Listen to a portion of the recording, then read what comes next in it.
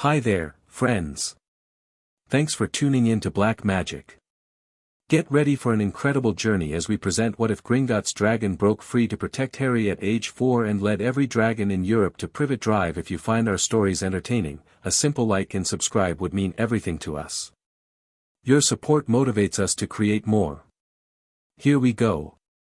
Chapter 1, The Call of Scales. Harry Potter huddled in the darkness of his cupboard, trying to ignore the rumbling in his stomach. Uncle Vernon had locked him in hours ago after Harry had somehow turned his teacher's wig blue. He didn't understand how it happened, things just did around him when he got scared or angry. Boy! You'll stay in there until you learn some respect. Uncle Vernon had bellowed, his face that dangerous shade of purple that meant Harry was in serious trouble. At 4 years old, Harry was small for his age, swimming in Dudley's cast-off clothes, his wild black hair falling into bright green eyes. A jagged scar marked his forehead, the only legacy of parents he couldn't remember. Something felt different tonight. The air seemed to crackle around him, and Harry's skin tingled with an unfamiliar energy. He wrapped his thin arms around his knees and rocked back and forth. "I wish someone would take me away," he whispered to the spiders in the corner. "I wish I had a family." As Harry's desperation peaked, his magic surged outward in invisible waves, rippling through the mundane neighborhood of Privet Drive, across counties and countries, seeking, searching, calling. Deep beneath Gringotts Bank, in tunnels carved through ancient bedrock, a massive Ukrainian iron-bellied dragon stirred from tormented sleep. Scarred and blinded from years of captivity, he lay chained to the cold stone floor, guarding vaults he would never see. Something nudged at the dragon's consciousness, a call unlike any he'd felt in his long centuries. The great beast's clouded eyes snapped open, his pupils dilating as he raised his massive head. The goblins had named him nothing, but he remembered his true name, Ardurius, keeper of the ancient flame. Again it came, that strange beckoning, the unmistakable magical signature of a dragonborn. Not felt in over 7 centuries, but impossible to mistake. A child. A hatchling in distress. Ardurius reared up suddenly, startling the 2 goblin guards who immediately raised their clankers, metal devices that made sounds the dragon had been conditioned to fear. But this time, the rattling clankers didn't send him cowering back. "Something's wrong with the beast," one goblin muttered nervously. Ardurius inhaled deeply, his chest expanding to twice its normal size. The goblins backed away, eyes widening in alarm. "Sound the alarm," the second goblin shouted, but it was too late.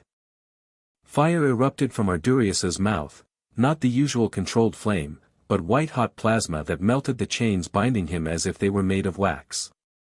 The goblins scrambled for cover as chunks of molten metal splashed across the chamber floor.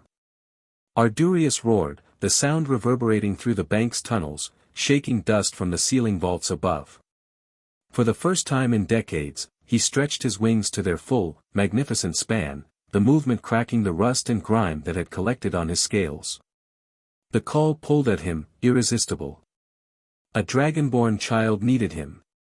With another earth-shaking roar, Ardurius charged forward, smashing through the tunnel wall. Centuries of imprisonment fell away as primal purpose filled his being. Stone and metal gave way before his massive body as he tunneled upward, following ancient instincts. In Diagon Alley, witches and wizards enjoyed the pleasant summer evening, browsing shop windows and chatting over ice creams from Florian Fortescue's. The first tremor barely registered, just a slight rattling of cauldrons in shop displays. Then came the second, stronger vibration. Conversation halted. Glasses clinked against each other. A group of children pressed their faces against the window of quality Quidditch supplies, pointed excitedly at the shaking merchandise. The third tremor knocked books from shelves and sent a display of self-stirring cauldrons crashing to the ground. "Earthquake," someone suggested uncertainly. A witch from the Department for Regulation of Magical Creatures shook her head. "Not in London. Not magical anyway," her words cut off as an enormous crash split the evening air. The white marble front of Gringotts Bank exploded outward in a shower of stone and dust. Screams erupted as debris rained down on the street. Through the massive hole in the building, a pair of enormous, leathery wings unfurled, sending another cloud of dust billowing out. People scattered in panic as a massive scaled head emerged, followed by a body the size of a double-decker bus. "Dragon," someone shouted, triggering mass panic. The Ukrainian iron belly hauled itself completely free of the bank, perching momentarily atop the ruined facade. Its pale, milky eyes scanned the sky as if searching for something, nostrils flaring as it sniffed the air. Ministry wizards already on the scene began casting containment spells, but the dragon seemed to sense the magic forming around it. With one powerful downstroke of its wings, it launched into the air, the backdraft knocking several people off their feet. Banking sharply west, the dragon flew with singular purpose, ignoring the spells that glanced off its metallic scales. "Call the Department for the Regulation and Control of Magical Creatures," shouted a ministry official. "And contact Albus Dumbledore." In the Romanian dragon sanctuary, Charlie Weasley was enjoying a rare evening off, nursing a butterbeer around a campfire with fellow handlers. At 19, he was the youngest in the program, having joined straight after graduating from Hogwarts the previous year. "I'm telling you, Norberta's showing signs of fire lung," he argued good-naturedly with his mentor, a grizzled witch named Daria. "The smoke pattern's all wrong. Weasley, you're too soft." "Dragons don't get," a strange sound interrupted their discussion, a keening cry from the ridge above the camp. The handlers looked up to see a Norwegian ridgeback rearing on its hind legs, wings spread wide. "What's gotten into Crag?" Daria muttered, setting down her drink. Before anyone could respond, the ridgeback launched itself into the sky with a powerful roar. Across the sanctuary, more dragons were taking flight, a Chinese fireball, 3 Welsh greens, even the old Hungarian horntail that hardly ever left its cave. Charlie jumped to his feet as handlers everywhere scrambled to respond to the unprecedented mass departure. "They're all flying west." "Get on your brooms," shouted the sanctuary director. "Follow them but do not engage. We need to know where they're going." Charlie grabbed his Cleansweep 7 and kicked off hard from the ground, heart pounding with a mixture of fear and exhilaration. In 2 years at the sanctuary, he'd never seen anything like this. As he gained altitude, following the dragons at a safe distance, a message Patronus, a lynx, caught up with him. "Gringotts dragon escaped," came the voice of Kingsley Shacklebolt. "All European sanctuaries report unusual behavior. Weasley, observe and report, but maintain distance. This is now a level 5 incident." Charlie swallowed hard. Level 5 meant potential breach of the International Statute of Secrecy. This was serious. The dragons ahead continued their determined flight westward, toward Britain. In Malfoy Manor, Lucius Malfoy's fireplace flared green as a head appeared in the flames. He set down his evening brandy with a scowl. "This had better be important, not." "The Gringotts dragon has escaped," Theodore Knott Sr. said without preamble. "Complete chaos in Diagon Alley."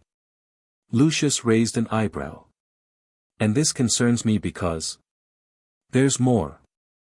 Reports coming in from across Europe, dragons are leaving sanctuaries, all heading west.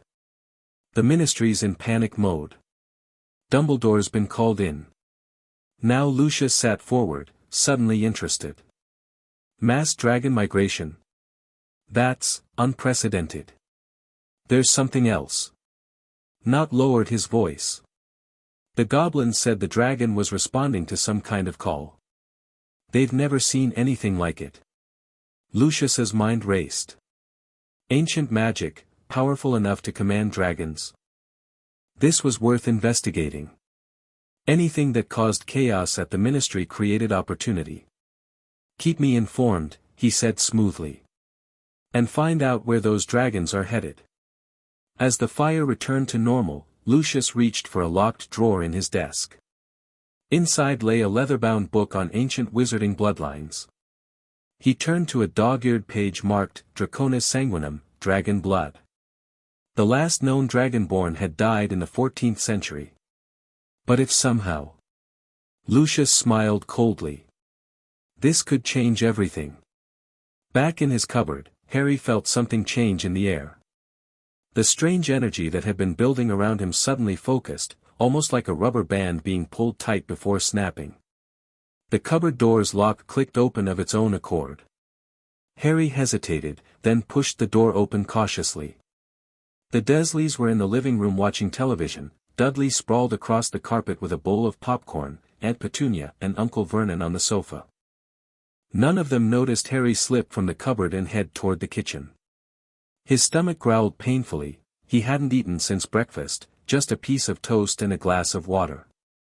The kitchen was dark and quiet. Harry carefully pulled open the refrigerator, its light illuminating his thin face. He grabbed a piece of cheese and an apple, stuffing them into his oversized pockets. A strange rumbling sound made him freeze. It wasn't coming from the living room. It seemed to be, outside. And getting louder. The television in the living room suddenly went staticky. What the devil? Uncle Vernon complained, hitting the side of the set. The rumbling intensified, becoming a rhythmic thumping that shook the glasses in the cupboard. Car alarms began going off outside. Earthquake. Aunt Petunia suggested fearfully, clutching Dudley to her. Uncle Vernon lumbered to the window and yanked back the curtain. His face went from red to white in an instant. What in God's name? The front door exploded inward in a shower of splinters. Harry dove under the kitchen table as the Dursleys screamed. Through the doorway, he saw something impossible, a massive scaled head pushing through the ruined entrance, demolishing part of the wall in the process. Two milky eyes swept the room, nostrils flaring. When they fixed on Harry, he felt a strange warmth flood through him. Uncle Vernon, in a moment of either incredible bravery or stupidity, grabbed the poker from beside the fireplace and brandished it at the dragon. "Get out of my house, you monster!" The dragon's response was immediate. It inhaled sharply, chest expanding. "Run!" Harry shouted to his relatives, though he wasn't sure why he cared. The Dursleys didn't need telling twice. They scrambled toward the back door, Dudley wailing in terror, just as a jet of flame scorched the spot where they'd been standing, setting the sofa ablaze. The dragon pulled back slightly, then thrust its head toward the kitchen. Harry pressed himself against the wall, heart hammering. Was this how he would die? Eaten by a dragon in Aunt Petunia's kitchen? But the massive creature didn't attack. Instead, it made a strange rumbling sound, almost like a purr, and lowered its head to Harry's level. You're here for me, aren't you?" Harry whispered, surprising himself. The dragon blinked once, slowly. Without fully understanding why, Harry stepped forward and placed his small hand on the dragon's snout. A jolt of energy passed between them, and suddenly Harry could feel the creature's emotions, confusion, protectiveness, and an overwhelming sense of rightness. Outside, sirens wailed as Muggle authorities responded to the chaos. The dragon's head withdrew from the house, and Harry followed it instinctively into the front yard. The sight that greeted him stole his breath away. The enormous beast dominated Privet Drive, its metallic scales reflecting the streetlights. Neighbors peered fearfully from windows or fled in cars. The dragon lowered its body, a clear invitation. "You want me to climb on?" Harry asked incredulously. Another slow blink. Harry hesitated only a moment before scrambling onto the dragon's back, finding a secure spot between two large spinal ridges. The scales were surprisingly warm beneath his hands. "Okay," he whispered, heart racing with a mixture of fear and exhilaration. "I'm ready." With a powerful thrust of its legs, the dragon launched into the night sky, powerful wings sending a gust of wind that shattered the remaining windows of number 4, Privet Drive. Harry clung tightly as they soared upward, the neighborhood shrinking below them. He should have been terrified, and part of him was, but a stronger feeling overrode the fear, freedom. For the first time in his young life, Harry Potter felt truly free. Albus Dumbledore apparat to Privet Drive with Minerva McGonagall at his side, arriving to a scene of utter chaos. Muggle emergency vehicles surrounded number 4, their lights painting the street in alternating red and blue. The house itself was partially destroyed, flames still licking at the living room. "I told you, Albus," Minerva said, her voice tight with fury. "I told you they were the worst sort of muggles." Dumbledore didn't respond, his face unusually grave as he cast a disillusionment charm over them both. They approached the house, passing through the cordon of Muggle authorities who couldn't see them. "Where is Harry?" Minerva whispered urgently.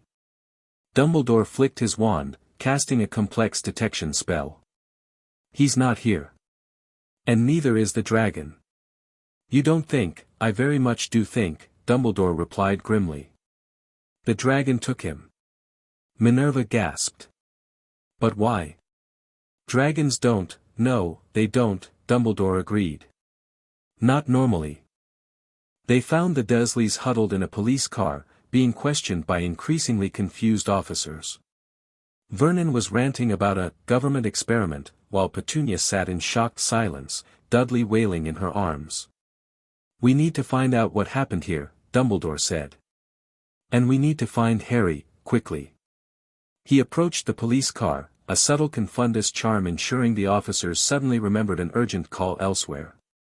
Once they'd stepped away, Dumbledore addressed Vernon directly. "Mr. Dursley. What happened to Harry?" Vernon's face purpled with rage. That freak and his monster destroyed my house. I always knew he was abnormal, just like his good-for-nothing parents." Beside him, Minerva stiffened, her hand tightening around her wand. "The monster, the dragon, it came specifically for Harry?" Dumbledore pressed. "It looked right at him. Like they knew each other." Vernon spat. "The boy just walked right up to it and touched it, like it was a bloody pet. Then they flew away." "Did Harry appear injured? Frightened?" Dumbledore asked. Petunia spoke for the first time, her voice hollow. "He looked happy." The last word came out as if it confused her. "When he got on that thing. He looked happy." Dumbledore and McGonagall exchanged looks. "I need to convene the order," Dumbledore said quietly. "And contact the Department for the Regulation and Control of Magical Creatures. This is beyond anything I expected." "What do you think it means, Albus?" Minerva asked as they stepped away from the Dursleys. Dumbledore gazed up at the night sky. "I'm not certain. But I believe we've all underestimated Harry Potter, and perhaps misunderstood his heritage entirely. Flying on Dragonback was nothing like Harry had ever imagined, not that he'd had much opportunity for imagination at the Dursleys. The wind whipped through his unruly black hair as they soared over the countryside, the lights of towns and villages twinkling below like fallen stars. Despite the summer night, it was cold at this altitude. Harry shivered, his oversized clothes providing little protection against the chill. The dragon seemed to sense his discomfort and emanated a gentle heat from its scales that enveloped Harry like a warm blanket. "Thank you," Harry said, patting the metallic hide. "Where are we going?" The dragon didn't respond, of course, but Harry felt a sense of purpose through their strange connection. They were heading northwest, flying over increasingly rural landscapes. After what seemed like hours, the dragon began to descend toward a range of mountains. In the moonlight, Harry could make out craggy peaks and deep valleys. They approached a particularly steep mountainside with what looked like a dark opening, a cave. The dragon slowed, hovering momentarily before settling on a wide ledge outside the cave entrance. It lowered its body to allow Harry to slide off. Harry's legs wobbled as he touched the ground, unused to the sensation after hours of flying. The cave mouth loomed dark and intimidating before him. "Is this where you live?" he asked uncertainly. The dragon nudged him gently toward the entrance, its massive head encouraging him forward. Harry took a hesitant step, then another, moving into the darkness. To his surprise, the walls of the cave began to glow with a soft blue light as he entered, illuminating a vast cavern. The space was enormous, with a high, domed ceiling disappearing into shadows above. The floor was surprisingly smooth, and in the center of the cavern was a depression filled with what looked like cushioning materials, large leaves, soft mosses, and oddly, scraps of fabrics that might have once been tapestries or curtains. "Is that a nest?" Harry asked, turning to the dragon who had followed him inside. The dragon made a rumbling sound that Harry interpreted as affirmative.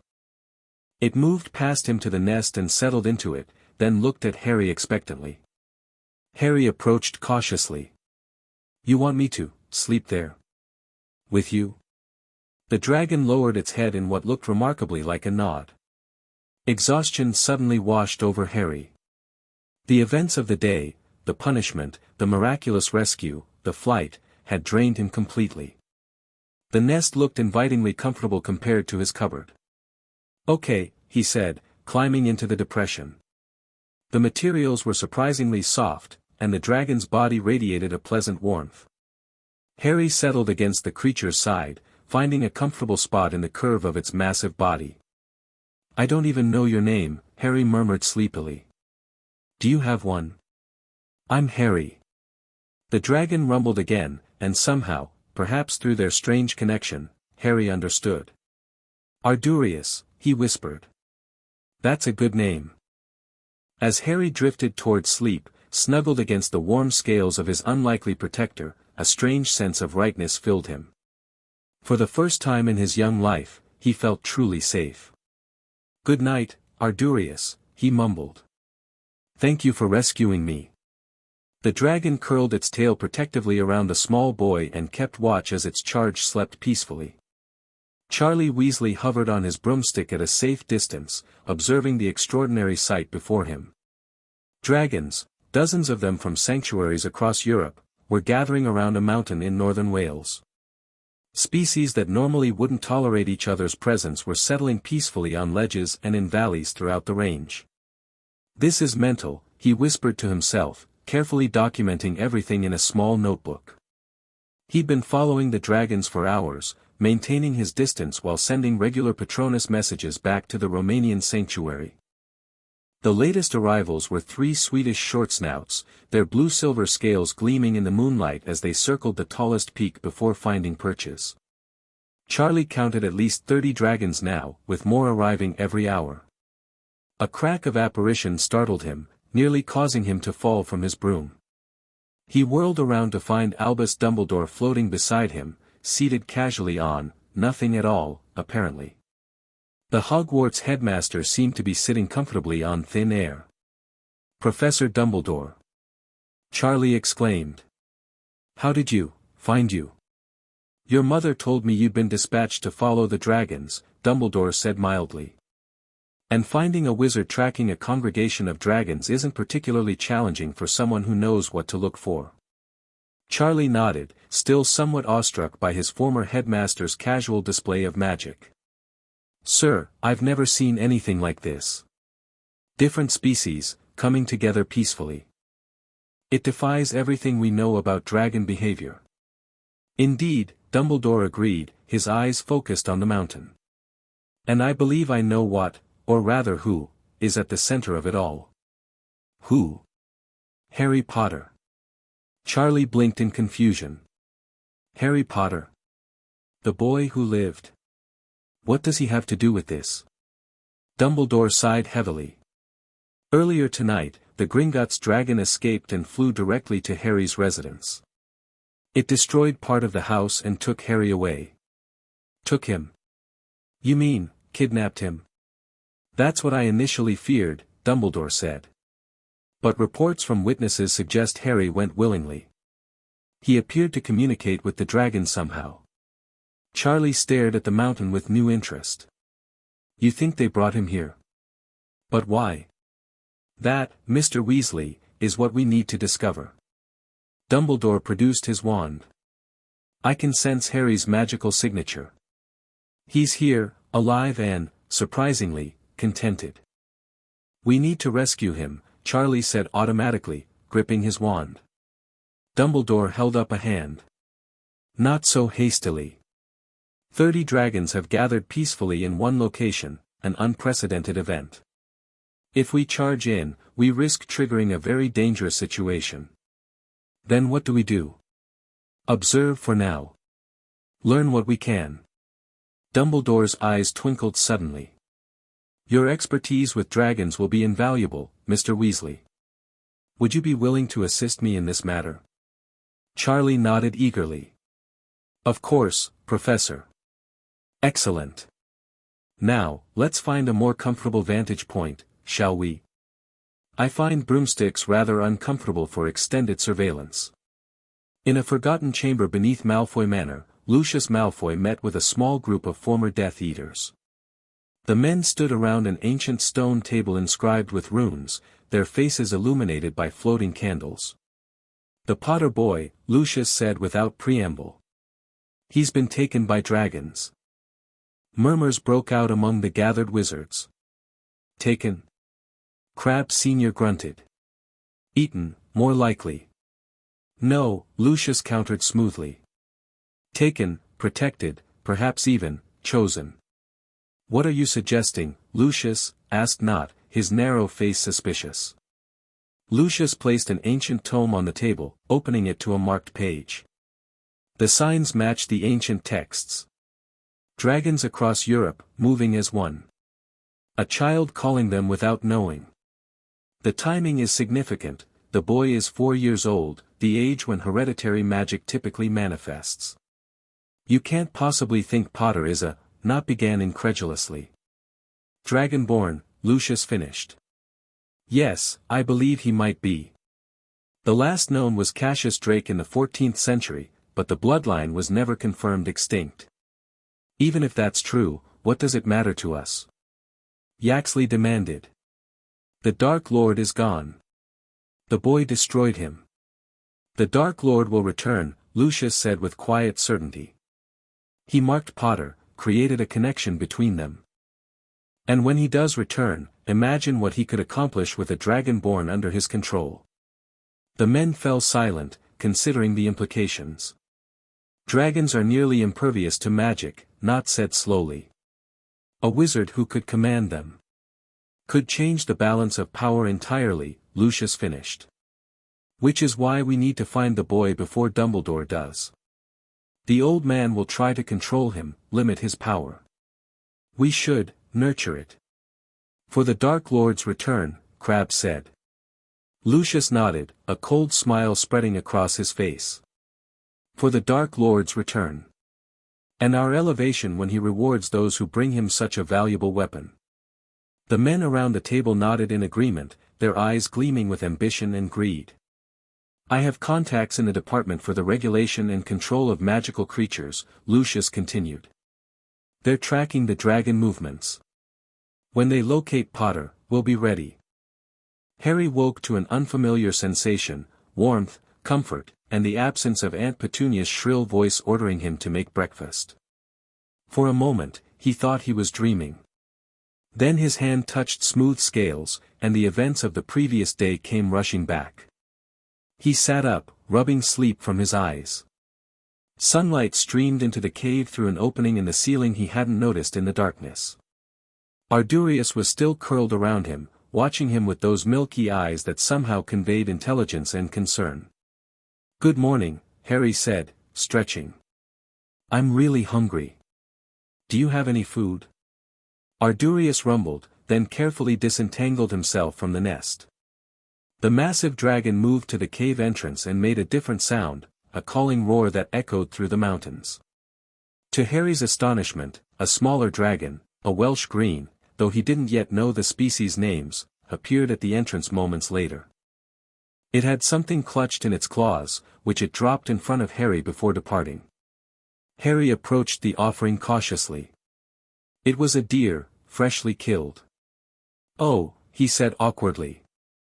Thank you, but I don't. I can't eat that raw. Ardurius tilted his head, seeming to consider the problem. Then he exhaled a carefully controlled jet of flame, perfectly cooking one side of the deer. He looked at Harry expectantly. Harry couldn't help but laugh. That's better. But I need it in smaller pieces. For the next few minutes, Harry directed the dragon in preparing his breakfast, gesturing to indicate cutting and portioning. Eventually, he had a reasonably well-cooked piece of venison, which he ate with his hands, sitting cross-legged in the cave entrance with Ardurius watching protectively. As he ate, Harry noticed movement on the surrounding mountainsides. Dragons, more than he could count, had settled on ledges and in caves throughout the range.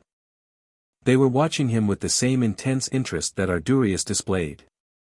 "Are they all here because of me?" Harry asked, overwhelmed by the realization. Ardurius rumbled affirmatively. "But why? What am I to them?" "To you." The dragon couldn't answer in words, of course, but Harry felt a surge of emotion through their connection, reverence, protection, belonging. Somehow, he was important to these creatures, though he couldn't understand why. After eating, Harry explored the cave further, discovering a small stream running through a back chamber that provided fresh water. He washed his face and hands, trying to make sense of his new situation. "I can't go back to the Dursleys," he said to Ardurius when he returned to the main cavern. "And I don't want to. But I don't understand what's happening." Ardurius nudged him gently with his snout, conveying reassurance.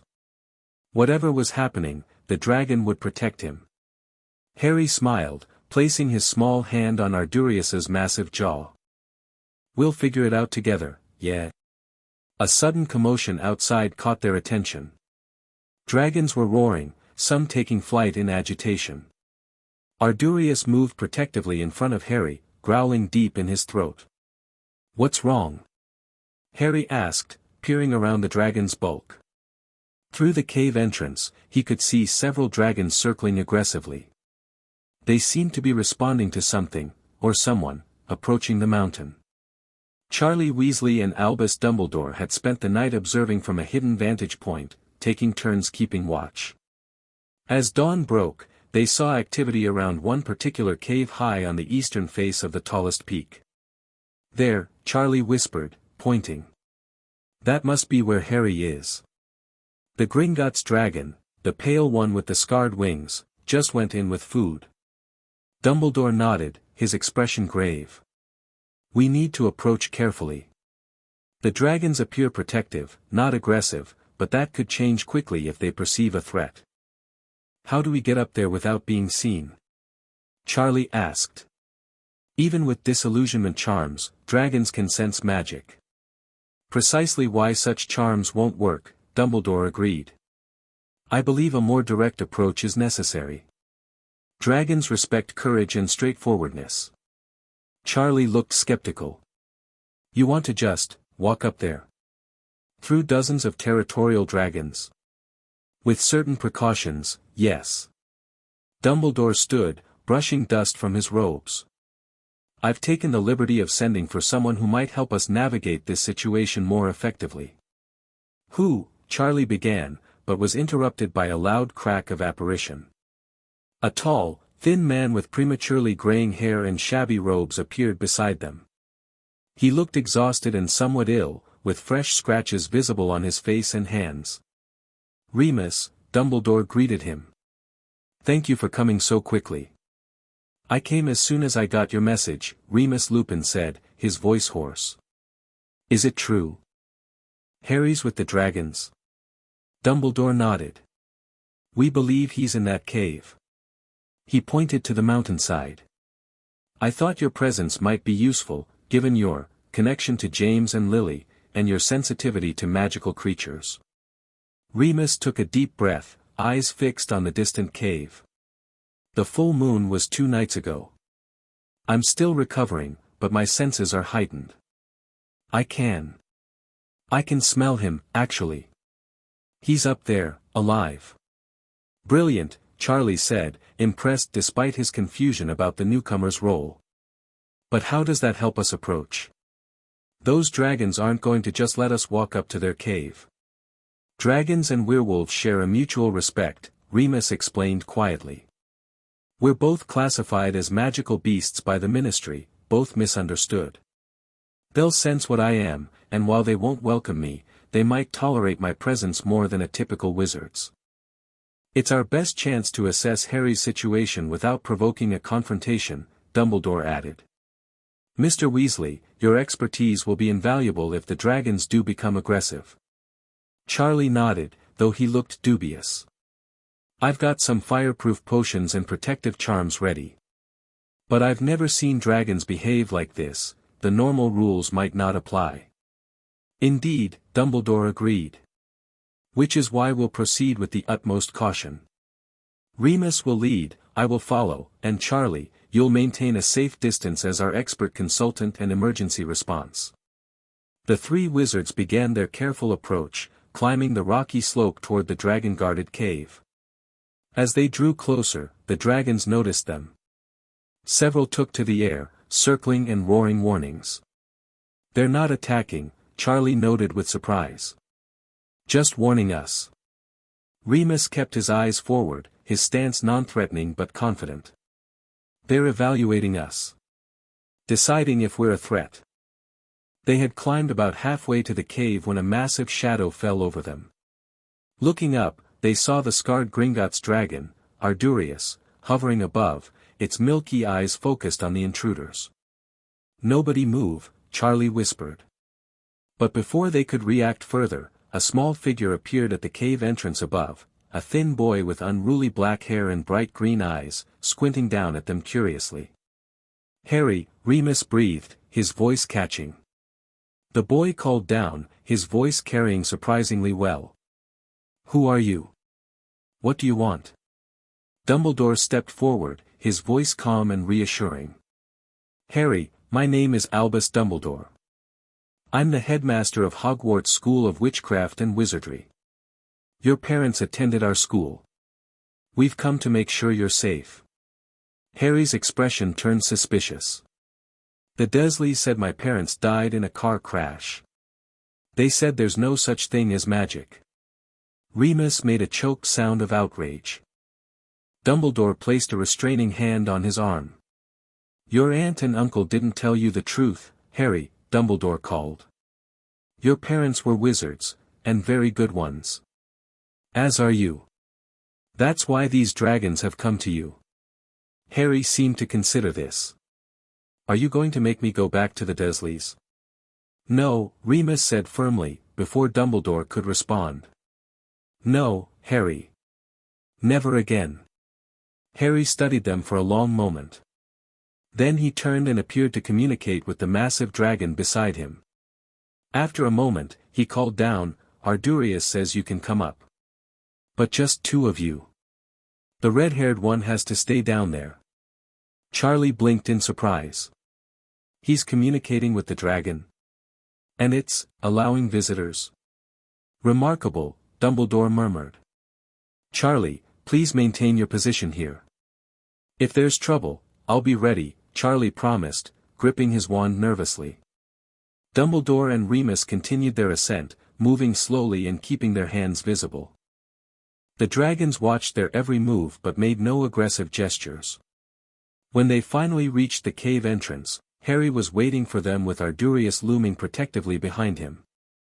The boy was small for his age, swimming in oversized clothes, his knees visibly knobby through holes in his jeans. Despite this, he stood with surprising confidence. Hello, Harry, Remus said gently, fighting to keep his voice steady. The last time I saw you, you were just a baby. I'm Remus Lupin. I was a friend of your parents, your father was my best friend. Harry's eyes widened. You knew my parents? Really knew them? Remus nodded, swallowing hard. Yes. Your father, James, your mother, Lily, they were wonderful people. And they loved you very much. Did they really die in a car crash? Harry asked, his voice small. No, Harry, Dumbledore answered solemnly. They died protecting you from a very dark wizard. They were heroes. Harry absorbed this, his young face suddenly looking much older. The dragons say I'm something called a Dragonborn. Do you know what that means? Dumbledore and Remus exchanged startled looks. The dragons, told you this? Dumbledore asked carefully. Harry nodded.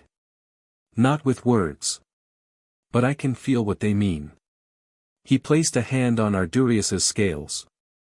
They say it's why they came. Because I called them without knowing. Dragonborn, Dumbledore murmured thoughtfully. I've read of such individuals in ancient texts, but there hasn't been a confirmed Dragonborn in centuries. They were wizards and witches with a natural affinity for dragons, able to communicate with them, even command them to some extent. I don't want to command them, Harry said firmly, surprising the adults with his conviction.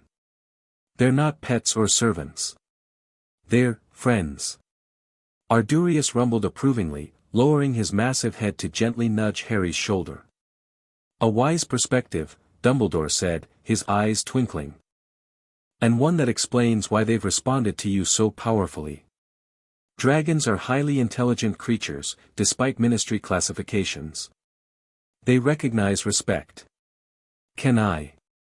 Harry hesitated, suddenly looking vulnerable. Can I stay with them? I don't want to go back to the Dursleys. And Ardurius says he'll protect me. Remus looked heartbroken. Harry, these mountains are no place for a child to grow up. You need proper food, education, a warm bed. I have those things, Harry interrupted. The dragons bring me food. Ardurius keeps me warm. And they know things, important things they want to teach me. Be that as it may, Dumbledore said gently, there are others who would seek to use your connection with the dragons for their own purposes. Dark wizards who would see you as a weapon, not as a child to be protected. Harry's face hardened with an expression no 4-year-old should wear. Like the ones who killed my parents? Yes, Remus said quietly. Some of them are still free. And when they learn of your ability, they will come for you. Harry looked up at Ardurius, communicating silently with the dragon. After a moment, he turned back to the wizards. Ardurius says you're right. But he also says I shouldn't go somewhere that separates me from the dragons. They're part of me now. Dumbledore stroked his beard thoughtfully. Perhaps there's a compromise to be found. A safe location where you could live with human guardians but maintain your connection with your dragon friends. The Dragon Sanctuary in Wales, Remus suggested suddenly. It's remote, protected by enchantments, and designed to accommodate dragons while keeping them separate from muggles. Dumbledore nodded slowly. An excellent suggestion. With proper wards and guardians, it could work. He turned to Harry. Would that be acceptable to you and Ardurius? A place where you could grow up safely while maintaining your dragon connections? Harry conferred with Ardurius again, then nodded. He says it could work. But I need guardians who understand dragons. And who won't try to keep me from them. I believe we can arrange that, Dumbledore said, his eyes twinkling again. In fact, I think Mr. Weasley down there might be interested in such an arrangement. And perhaps Remus here as well. Remus looked startled. Me? But my condition makes you uniquely qualified, Dumbledore interrupted smoothly. Dragons aren't bothered by werewolves, as we've seen. And who better to protect James and Lily's son than one of their oldest friends? Remus's expression shifted from shock to determination. Yes. Yes, of course I'll help. Harry looked between them, hope blossoming on his face for the first time. So I won't have to go back to the Dursleys. Ever. Never, Remus promised firmly. You'll have a proper home, Harry. With people who care about you. And with dragons, Harry added, smiling up at Ardurius. And with dragons, Dumbledore agreed, watching in amazement as the massive creature gently lowered its head to allow the small boy to hug its snout. I believe this is the beginning of a most remarkable chapter in wizarding history. Miles away, in the ornate study of Malfoy Manor, Lucius Malfoy received an urgent owl. He broke the seal and scanned the contents, his expression darkening. Dumbledore, he hissed, crumpling the parchment in his fist. Always interfering. The message was clear, Dumbledore had found Potter.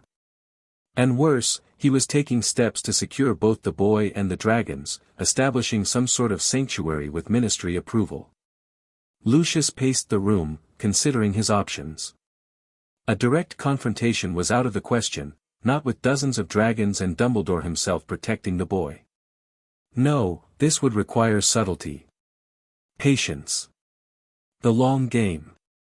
He sat at his desk and began drafting letters, to his contacts on the Hogwarts Board of Governors, to friends in the Department for the Regulation and Control of Magical Creatures, to allies in the Wizengamot. Potter might be beyond his immediate reach, but the boy would eventually attend Hogwarts. And Lucius would be prepared. Dragonborn, he murmured, a cold smile playing on his lips. This changes everything.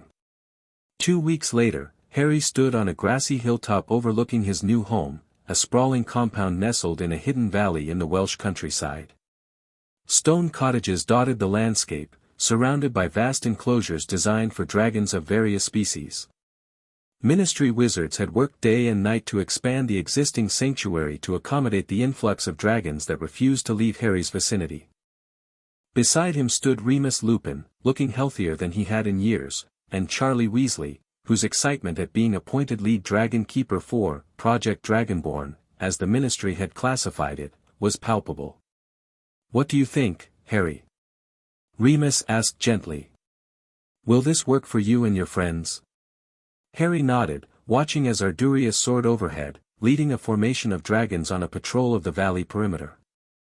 "It's brilliant. I've never had a real home before."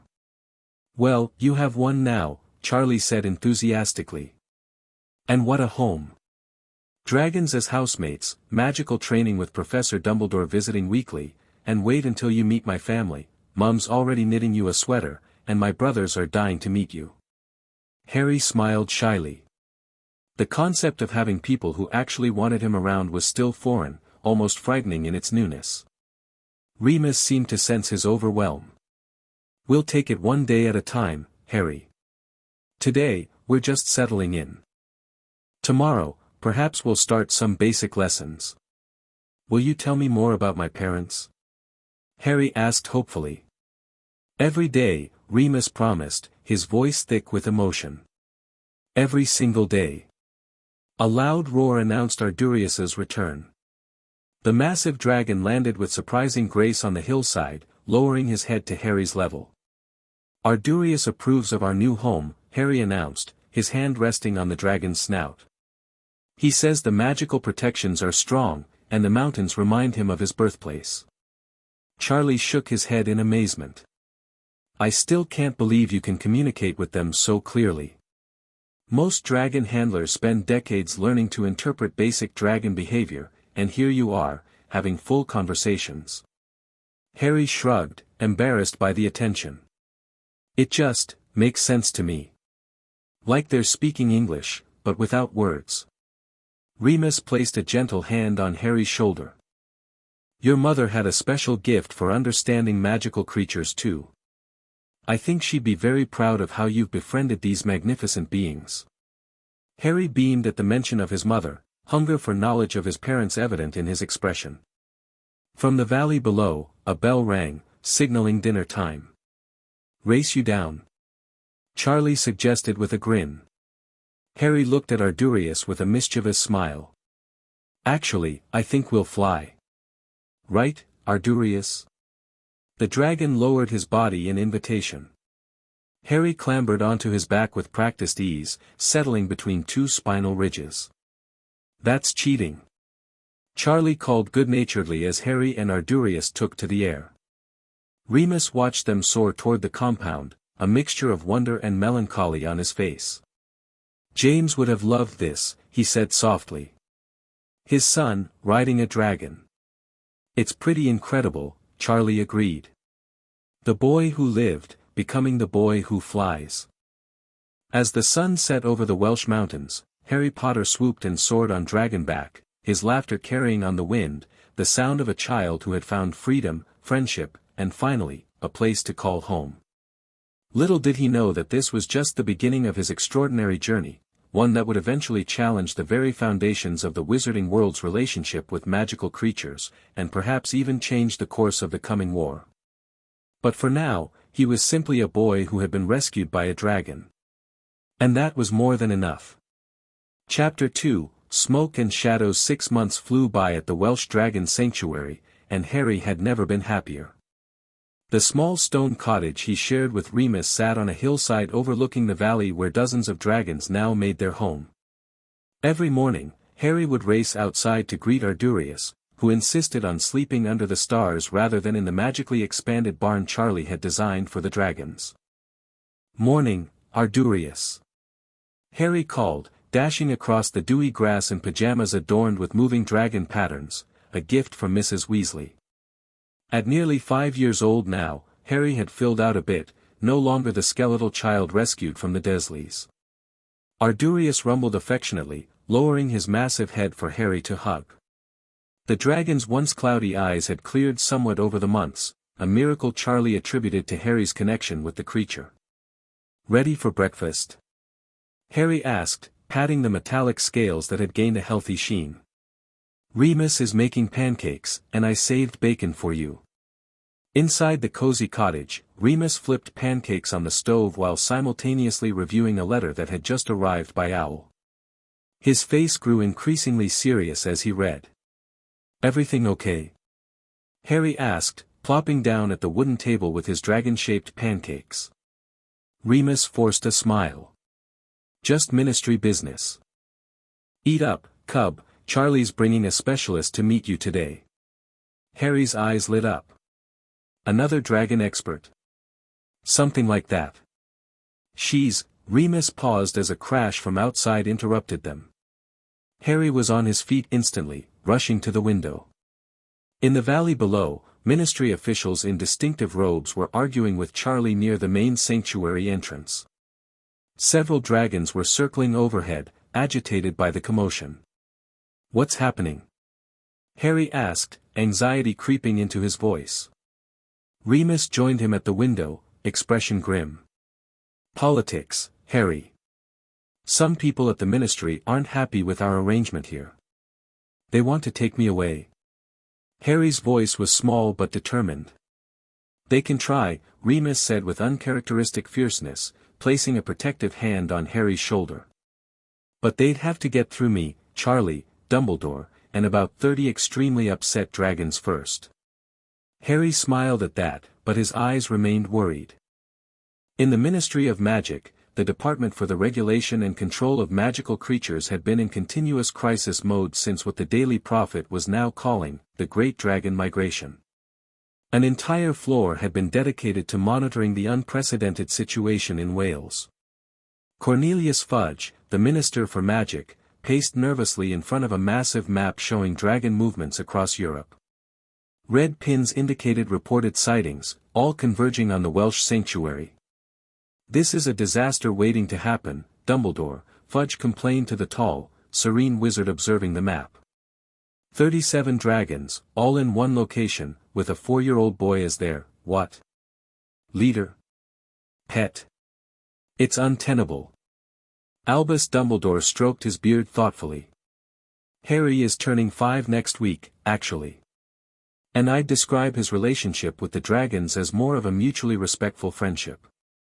"That's beside the point." Fudge sputtered.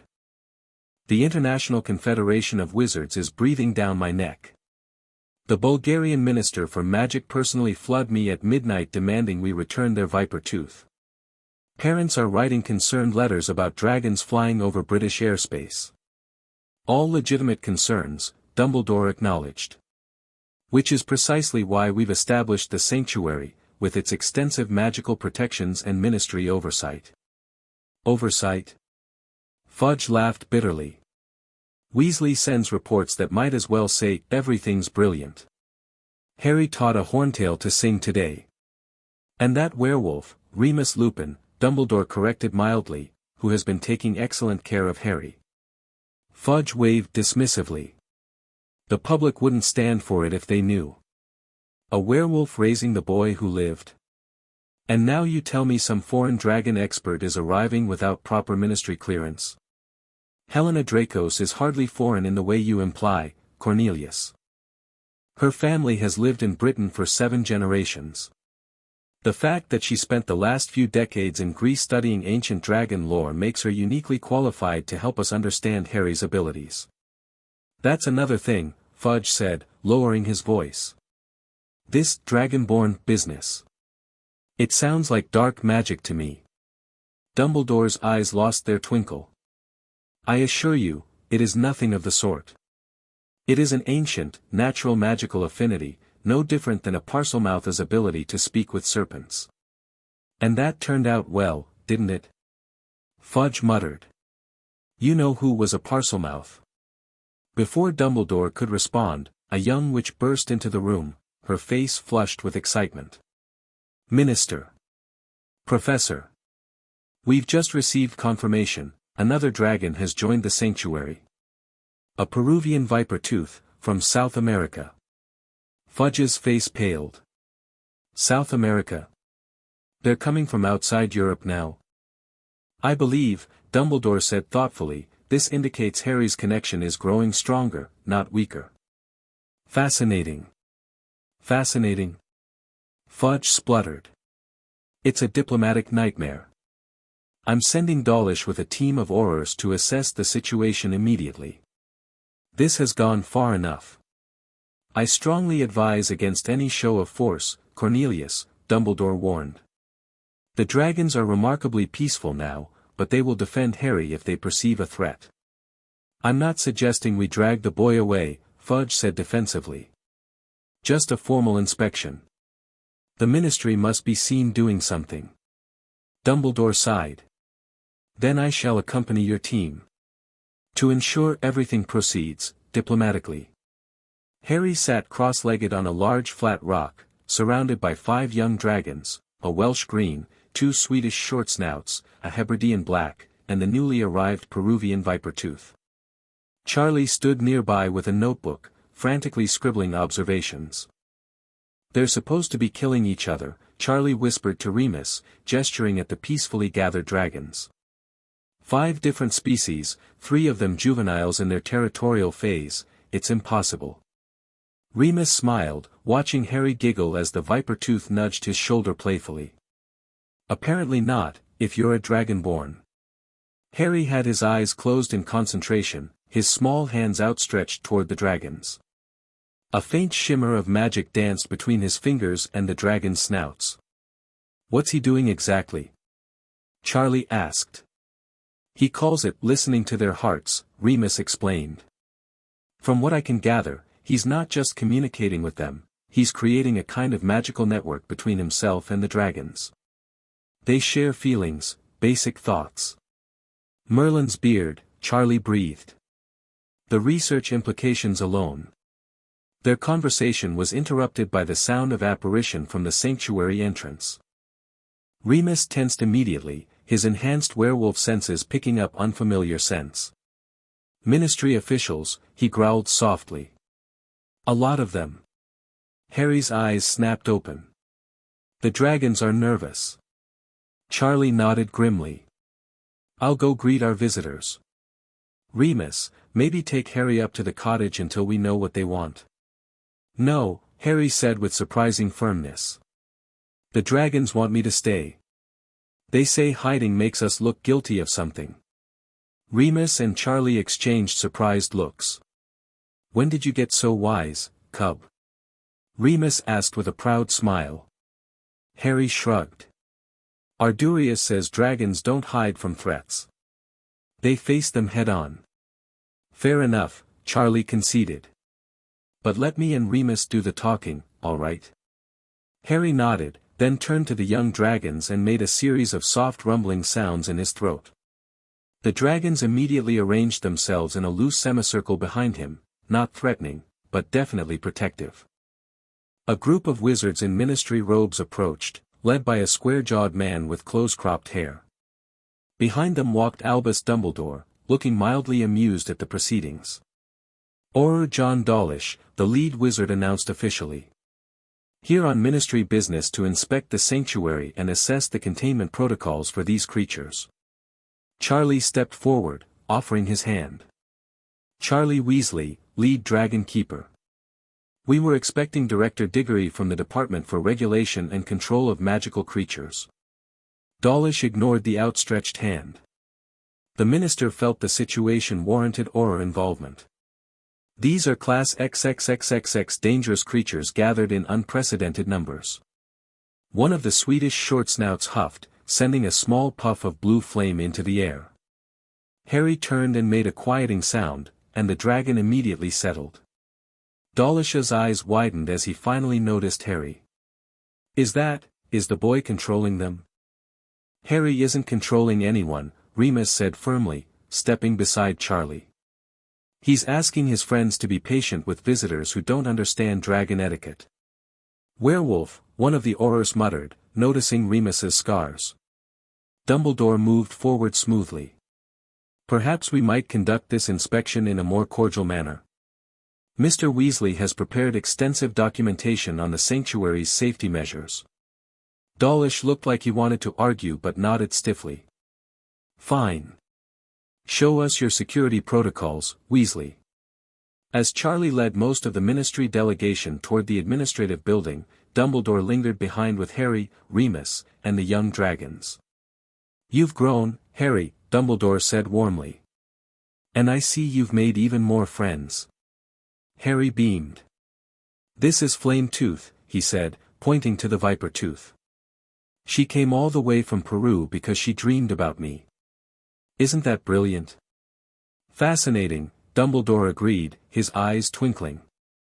And how are your studies progressing? Remus is teaching me to read and write and do maths, Harry reported proudly. And Charlie teaches me about different dragon species. I can recognize all 14 major breeds now. Excellent. And your magic? Harry's expression turned more serious. It's getting stronger. Sometimes when I'm with the dragons, I can feel their magic mixing with mine. Remus says I made blue fire yesterday, just like a Swedish short snout. Dumbledore raised his eyebrows, looking to Remus for confirmation. It was brief, Remus clarified, but unmistakable. He was playing with Frostscale and Ice Wing. He nodded toward the short snouts, and his hands literally produced dragon fire for about 3 seconds. Most extraordinary, Dumbledore murmured. This suggests the dragonborn connection goes beyond mere communication. Is that bad? Harry asked anxiously. Not at all, my boy, Dumbledore assured him. Just unexpected. Which is why I'm pleased to tell you that Helena Dracos will be arriving this afternoon.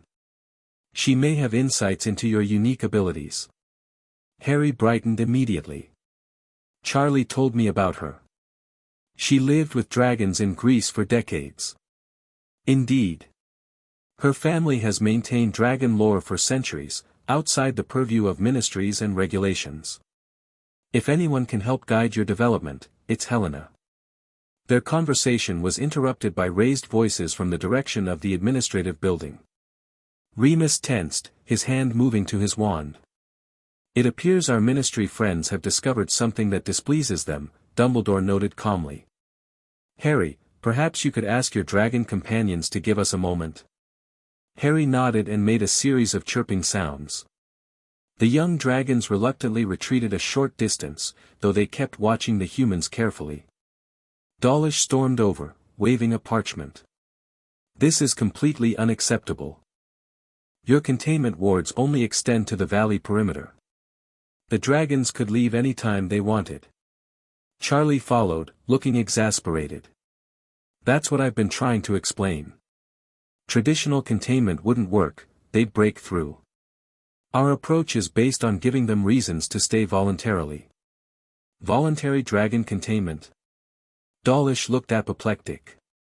The statute requires magical barriers.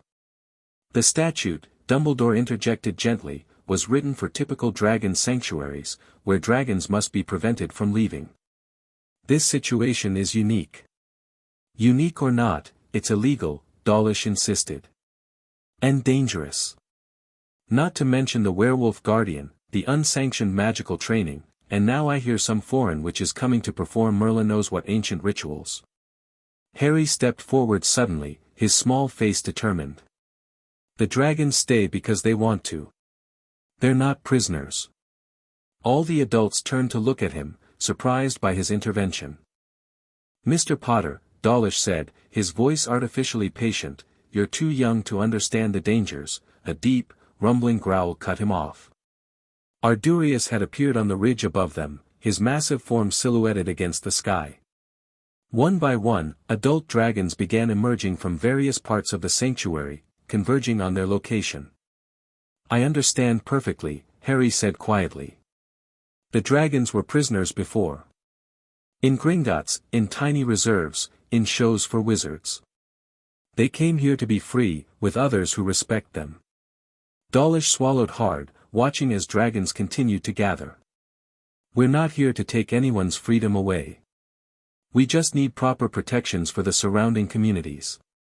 "The dragons won't hurt anyone unless they're threatened," Harry insisted. He closed his eyes briefly, then added, "Ardurius says they'll accept stronger wards around Muggle areas, but not around themselves. That's the compromise they'll offer." Dumbledore's eyes twinkled. "Well, Dawlish. Will the Ministry accept terms negotiated by dragons?" Dawlish looked from the gathering dragons to Harry, then to Dumbledore, clearly realizing he was outmatched. "I'll convey the offer to the Minister." "Excellent," Dumbledore beamed. "Now, I believe we've disrupted Harry's training session long enough. Perhaps Mr. Weasley could continue showing you the very impressive health and feeding facilities." As Charlie led the subdued Ministry delegation away, Remus knelt beside Harry. "That was very brave, standing up to them like that." Harry shrugged, suddenly looking every bit the shy 5-year-old again. "I just said what the dragons were thinking. They get really grumpy about being called creatures or beasts." "Understandably so," Dumbledore agreed. "Intelligence deserves recognition, regardless of species." A loud crack of apparition announced a new arrival at the sanctuary entrance. A tall, lean witch with silver-streaked black hair tied in a complex braid strode toward them. She wore practical leather robes adorned with dragon scales and carried a staff topped with what appeared to be a dragon's tooth. "Helena," Dumbledore greeted warmly. The witch inclined her head respectfully. "Albus. It's been too long." Her sharp eyes moved to Harry, softening slightly. "And this must be the young dragonborn I've heard so much about." Harry stepped forward, suddenly shy. "Hello, ma'am." Helena knelt to his level, studying him with intense dark eyes. "No need for, ma'am, young one. You may call me Helena." She reached out slowly, placing a weathered hand on his forehead, just above his scar. "Extraordinary. The connection flows through you like an ancient river." "You can see it?" Harry asked, amazed. "Feel it," Helena corrected. "My family has worked with dragons since before Hogwarts was built. We developed certain sensitivities." She stood, turning to Remus. "You must be Lupin. The dragons respect you, I can tell by how they position themselves. They consider you part of his protection circle." Remus looked startled but pleased. Thank you. That's good to know." Helena nodded briskly. "Now, I need to see the boy's connection in action. Show me what you've been teaching him." Lucius Malfoy sat in Minister Fudge's private office, sipping expensive brandy as he listened to Dawlish's report with an expression of grave concern. "The dragons basically formed ranks around the boy," Dawlish concluded. "It was intimidating, to say the least. And Dumbledore just stood there, allowing a child to dictate terms to the Ministry?" Lucius asked, his voice smooth with practiced outrage. "What choice did we have?" Dawlish defended. "We were outnumbered by dragons. And the boy, Potter, he speaks for them somehow." Fudge mopped his brow with a handkerchief. "It's a nightmare, Lucius. The ICW is demanding action, but what can we do against dragons?" "Perhaps direct confrontation isn't the answer," Lucius suggested delicately. "The boy is the key. Remove him from the equation, and the dragons might disperse naturally." "Kidnap the boy who lived?" Fudge looked horrified. "The public would have my head." "Nothing so crude," Lucius assured him. I was thinking more along the lines of a proper wizarding placement. For his own safety, of course. The Wisengamot could rule that a werewolf and a dragon sanctuary don't constitute an appropriate environment for raising a child. Dumbledore would fight it, Fudge said uncertainly. Let him, Lucius smiled coldly. Even Dumbledore must respect wizarding law. And in the meantime, perhaps we should consider additional monitoring. This Dracos woman concerns me, an unknown quantity with ancient knowledge of dragon magic. Fudge nodded eagerly, relieved to have a course of action. Yes, surveillance is sensible. I'll authorize it immediately. Discreetly, of course, Lucius added. We wouldn't want to provoke the dragons unnecessarily. As Fudge scribbled a memo, Lucius allowed himself a small, satisfied smile. The legal approach would likely fail, Dumbledore had too many allies, but the surveillance would provide valuable intelligence. And in the confusion of ministry observation, his own agents could monitor Potter undetected. The dragonborn child was too valuable a piece to leave uncontrolled on the board. 3 weeks later, Harry stood barefoot in a stone circle at the heart of the sanctuary, surrounded by 7 adult dragons arranged in a perfect circle around him. Helena Dracos walked clockwise around the perimeter, chanting softly in ancient Greek while trailing smoke from a bundle of herbs. Focus, Harry, she called. Feel the circle of magic between you and each dragon. Make it visible. Harry closed his eyes, concentrating hard.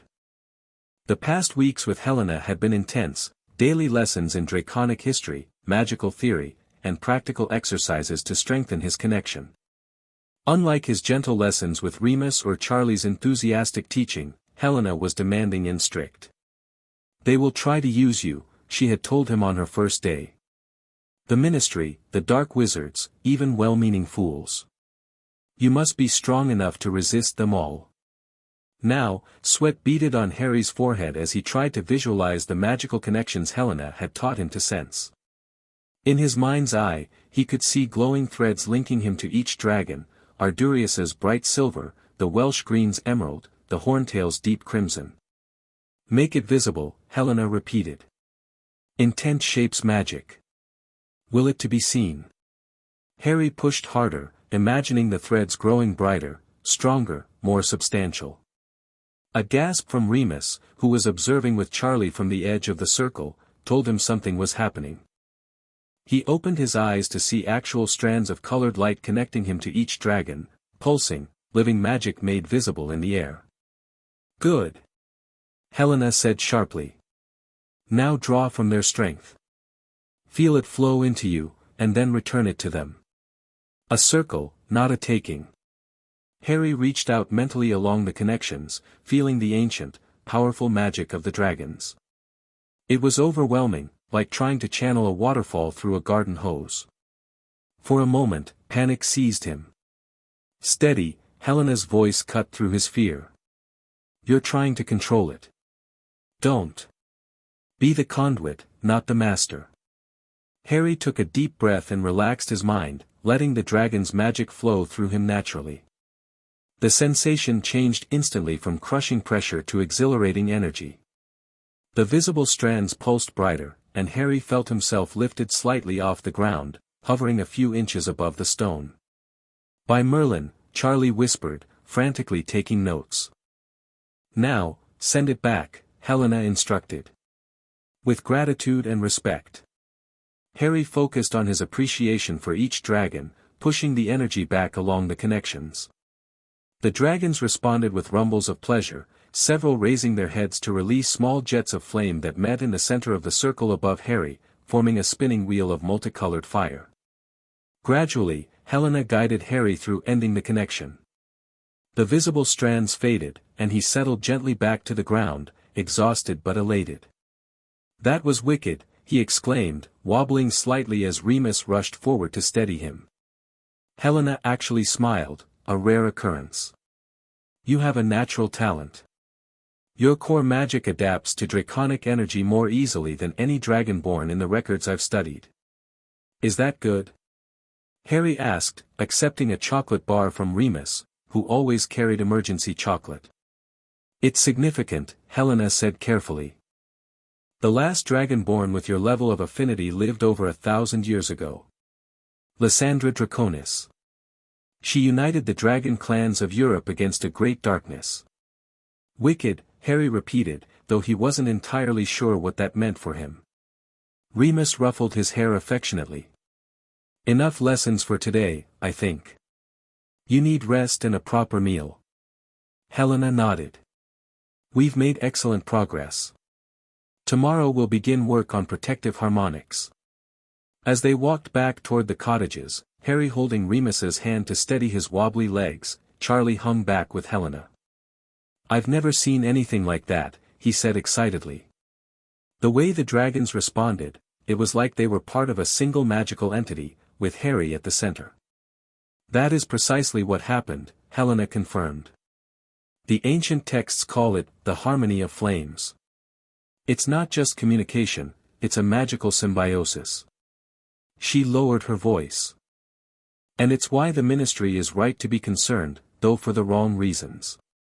What do you mean? Helena's expression darkened. A dragonborn with Harry's potential could, theoretically, command dragons to attack, to destroy. Imagine what someone like your Dark Lord could have done with such power. Charlie blanched. But Harry would never, of course not, Helena agreed. The boy has a pure heart. But others will see only the power, not the child wielding it. That's why I'm pushing him so hard, so quickly. He needs to be strong enough to resist those who would use him. You think someone will try? Helena gave him a pitying look. They already are. There have been 3 infiltration attempts on the sanctuary wards this week alone. At Charlie's alarmed expression, she added, I've strengthened the protections without alarming Remus or the boy. But we must be vigilant. That night, as Harry slept soundly in his bedroom decorated with moving dragon murals, a gift from Dumbledore, Remus sat at the kitchen table with Helena, sharing a bottle of fire whiskey. He's progressing faster than I expected, Helena said, sipping the burning liquid appreciatively. His raw magical talent is exceptional, even without the dragonborn abilities. James and Lily were both powerful, Remus said with quiet pride. And Harry has always shown accidental magic beyond his years. It's more than that, Helena insisted. The dragon sensed something in him, a destiny of sorts. It's why they're so protective, so willing to share their magic. Remus frowned. Harry's had enough destiny to last a lifetime, with the whole boy who lived nonsense. This is older, deeper magic, Helena said. Connected to why he survived the killing curse, perhaps.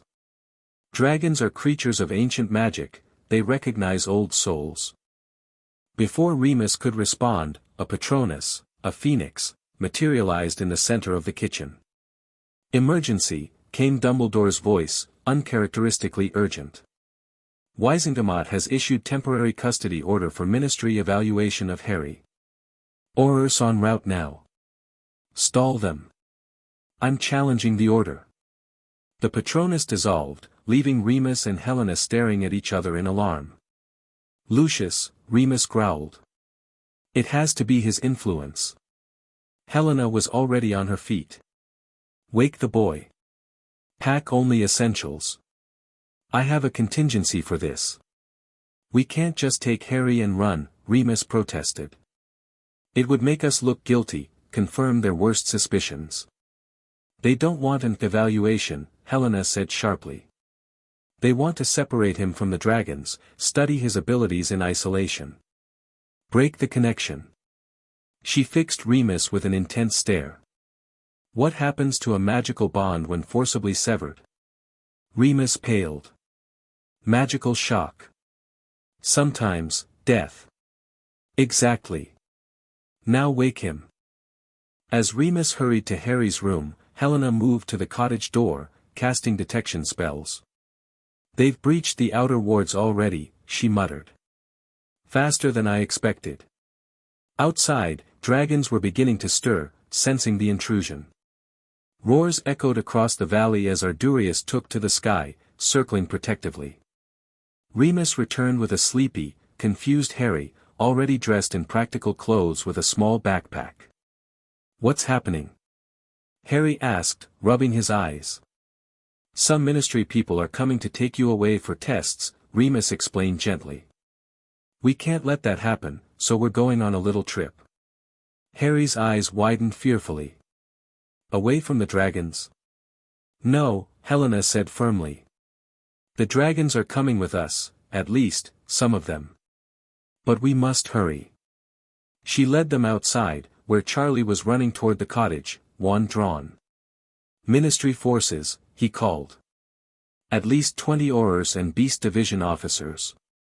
They've got dragon handlers with them. Hold them at the main entrance as long as you can," Helena instructed. "Tell them we're gathering Harry's things, that will comply peacefully. We need time." Charlie nodded grimly. "I'll do my best." "Where will you go?" "Better you don't know," Helena said. Plausible deniability. As Charlie ran back toward the sanctuary entrance, Helena turned to Harry.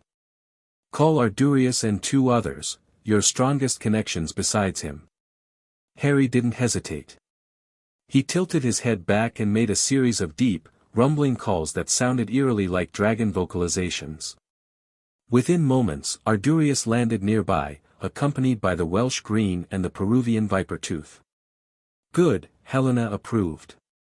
"Now, we must reach the ancient chamber beneath the eastern ridge.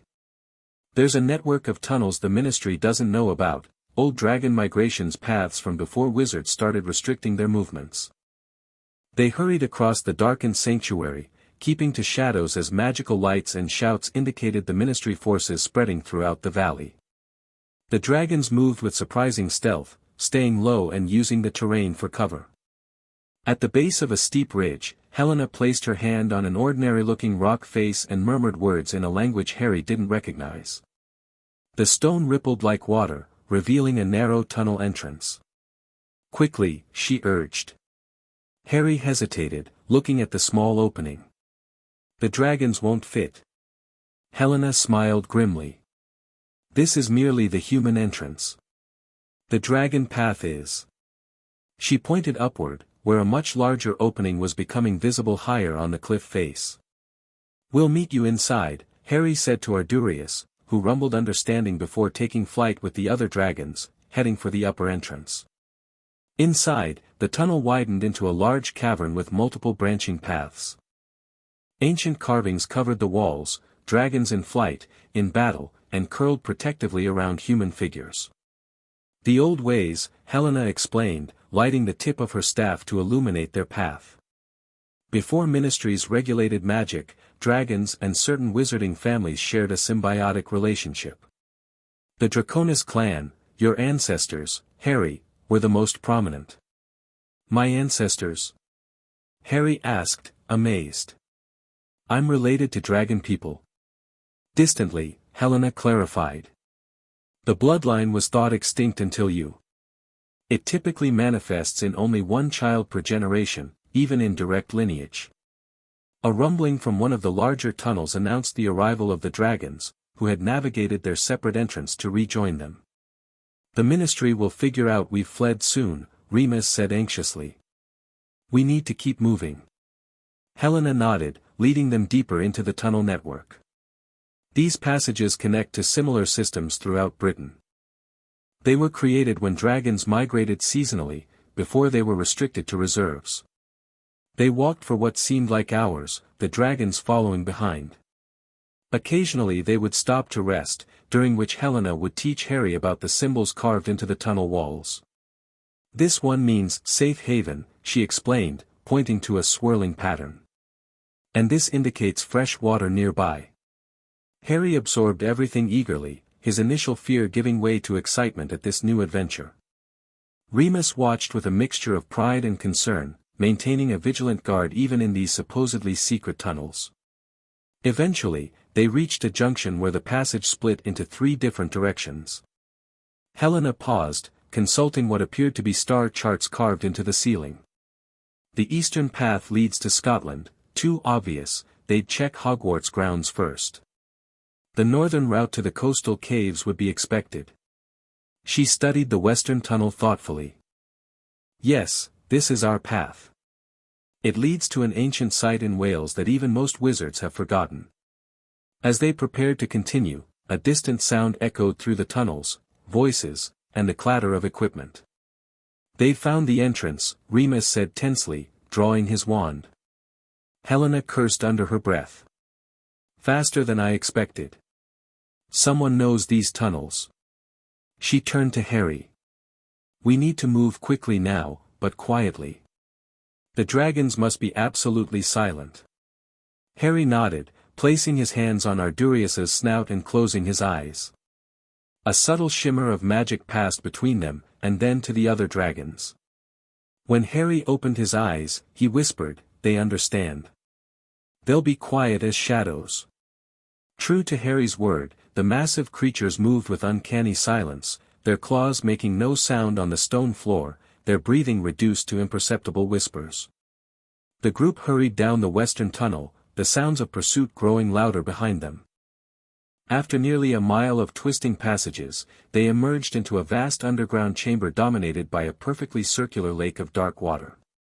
The ceiling opened to the night sky far above, stars twinkling through the opening. "The moon pool," Helena breathed reverently. "One of the ancient gathering places." The water's surface was unnaturally still, reflecting the stars like a perfect mirror. Stone platforms jutted from the water's edge, each bearing carvings of different dragon species. "What is this place?" Harry asked, his voice hushed with awe. "A sacred site where dragons and dragonborn would convene for rituals and councils," Helena explained. "The magic here is old and deep, it will help mask our presence." Remus looked doubtful. "A large chamber with one entrance seems like a poor hiding place." Helena smiled mysteriously. "Who said there's only one entrance?" She approached the water's edge and traced a pattern on a stone platform marked with a Welsh green. "Harry, call the water dragons." "Water dragons?" Harry repeated, confused.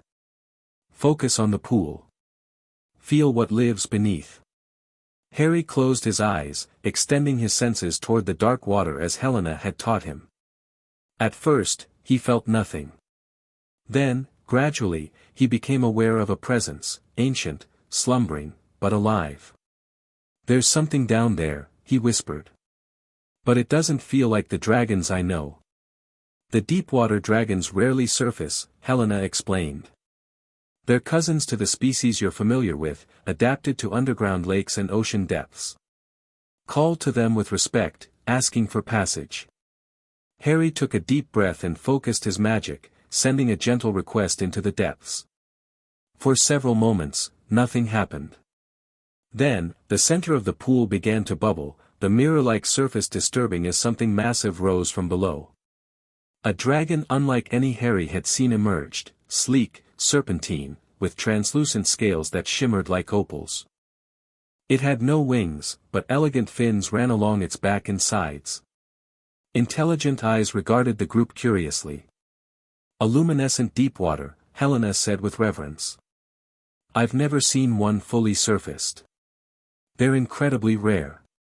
The deep-water dragon moved closer to the edge where Harry stood, studying him intently. Harry bowed respectfully, then straightened and spoke in the draconic language he'd been practicing with Helena. "Honored Ancient One, we seek safe passage from those who would separate me from my dragon kin." The deep-water dragon's eyes widened slightly in surprise at being addressed in its own tongue. It responded with a series of liquid sounds that Harry understood perfectly. "The old blood returns. The passages are yours, young kin." The dragon submerged partially, revealing its back just above the water's surface, an invitation to mount. "It's offering to guide us through the underwater tunnels," Harry translated for Remus and Helena. "But how will we breathe?" Helena removed a small pouch from her robes. "Gillyweed. I came prepared for various escape routes." She handed strips of the slimy plant to Harry and Remus. "Chew thoroughly before swallowing. It will give you gills and webbed hands for about an hour. What about the other dragons? Harry asked, looking back at Ardurius and his companions. They must remain here to guard our exit, Helena said. The surface dragons cannot follow where we're going. Harry approached Ardurius, placing a hand on his snout. Wait for us here, friend. Keep the entrance safe. We'll return soon. The massive dragon rumbled understanding, settling into a guard position facing the tunnel they'd entered through. The Welsh Green and Viper Tooth flanked him, forming a formidable barrier. After chewing and swallowing the unpleasant gillyweed, Harry felt a sharp pain in his neck as gills formed. Gasping, he followed Helena into the water, where breathing suddenly became easier. Remus joined them, looking uncomfortable but determined. The deep-water dragon circled them once, ensuring they had adapted to the water, then led them toward the bottom of the pool. As they swam deeper, Harry discovered an underwater tunnel hidden in the darkness, large enough for the serpentine dragon to navigate easily. They swam for what seemed like ages, through twisting passages that sometimes widened into breathtaking underwater caverns filled with luminescent plants and strange aquatic creatures. The deep-water dragon moved gracefully ahead of them, occasionally looking back to ensure they were following. Finally, they began to ascend. The water grew lighter, and soon they broke the surface in another cave, this one smaller than the moon pool but still impressive. Unlike the previous chamber, this one was entirely enclosed, with no opening to the sky. Instead, the walls and ceiling glowed with embedded crystals that provided soft illumination. As they climbed onto the stone shore, Helena performed a quick drying charm on them all. The Crystal Cave, she explained. We're now beneath the Cambrian Mountains, many miles from the sanctuary. Will the dragons be safe? Harry asked worriedly, thinking of Ardurius and the others. They can handle ministry wizards, Helena assured him. And they'll retreat deeper into the tunnels if truly threatened. Dragons survived for millennia before wizards thought to manage them. The deep-water dragon remained partially submerged, watching them. Harry approached the water's edge and bowed deeply. Thank you for your guidance, Ancient One. The dragon inclined its head regally before slipping beneath the surface, disappearing back into the depths. What now? Remus asked, looking around the enclosed cave. We can't stay hidden underground forever. No, Helena agreed. But we needed immediate escape. Now we have time to plan our next move. She gestured to a passage leading from the cave. This tunnel connects to a small cottage I maintain nearby, unplottable and warded. We'll rest there and contact Dumbledore. Harry yawned widely, the night's excitement catching up with him. Remus immediately scooped him up, letting the tired child rest against his shoulder. Just a short walk more, cub, he murmured. Then you can sleep. As they made their way through the final tunnel, Harry drowsily asked, Will I see Ardurius again soon? Yes, Helena promised. The dragons can reach the cottage through other routes. Your connection is strong enough that Ardurius will find you, given time. Good, Harry mumbled, his eyes drifting closed. Don't want to lose my family again. Remus tightened his hold protectively, exchanging a determined look with Helena over the child's head. They would not let the ministry, or anyone else, separate Harry from the dragons or the people who truly cared for him. While Harry and his protectors made their escape, chaos erupted at the Welsh sanctuary. Ministry forces led by Dawlish had broken through the main gates, only to find Charlie Weasley and a handful of dragon handlers calmly waiting for them. Where's Potter? Dawlish demanded, thrusting an official parchment at Charlie. We have orders to take temporary custody for evaluation. Sleeping, I expect, Charlie said mildly, making a show of examining the document. It's the middle of the night. Bit traumatic for a 5-year-old, don't you think, being dragged from bed by Aurors? We're not here to debate the timing, Dawlish snapped. Take us to the boys' residence immediately. Charlie shrugged. Follow me, then. But I should warn you, the dragons get restless when their sleep is disturbed. As if on cue, several dragons around the sanctuary released irritated roars, making the ministry officials shift nervously. Charlie led the group toward Harry's cottage at a deliberately slow pace, pointing out safety features and feeding stations along the way. See those elevated platforms? They're for administering healing potions to the larger species. And over there, that's our fire containment system. We're not here for a tour, Weasley, Dawlish interrupted impatiently. Just trying to be helpful, Charlie replied innocently. When they finally reached the cottage, they found it empty, with no sign of Harry, Remus, or Helena. Search the premises, Dawlish ordered, his face flushing with anger. As Ministry wizards spread out, a Patronus arrived, Dumbledore's phoenix, visible to all. Custody order overturned pending full Wizengamot hearing, came Dumbledore's calm voice. Cease operations immediately, Dawlish. The boy who lived is under magical sanctuary protection by ancient law. Dawlish's face turned an interesting shade of purple. Too late. Potter's gone, they've fled. That proves they have something to hide. Charlie crossed his arms. Or they had advance warning that armed wizards were coming to take a child from his home in the middle of the night, and responded reasonably. This isn't over, Weasley, Dawlish snarled. Interfering with a ministry operation, that has just been declared invalid, Charlie finished smoothly. I believe the sanctuary grounds are now officially closed to visitors without proper authorization. Unless you'd like to explain to the Wizengamot why you're trespassing. The confrontation might have escalated further if not for a sudden commotion from the far side of the sanctuary. Dragons were taking flight, converging on the eastern ridge.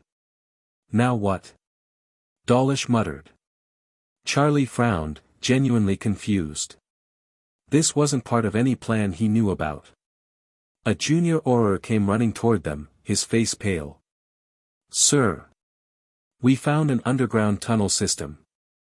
And 3 dragons are guarding the entrance, the big iron belly and 2 others. Ha! Dawlish exclaimed triumphantly. They've gone to ground. Mobilize dragon handlers with sedation equipment. You'll do nothing of the sort, came a new voice, sharp with authority. Minerva McGonagall strode toward them, a contingent of Wizengamot officials at her heels. Madam McGonagall, Dawlish acknowledged stiffly. This is a ministry operation, this is an illegal intrusion, McGonagall corrected, her Scottish accent more pronounced in her anger. The Wizengamot has not only overturned the custody order but has issued an immediate cessation of all ministry activities at the sanctuary. She handed him an official document bearing multiple wax seals. Effective immediately. Dawlish scanned the parchment, his expression souring. This is Dumbledore's doing. This is the law, McGonagall replied tartly.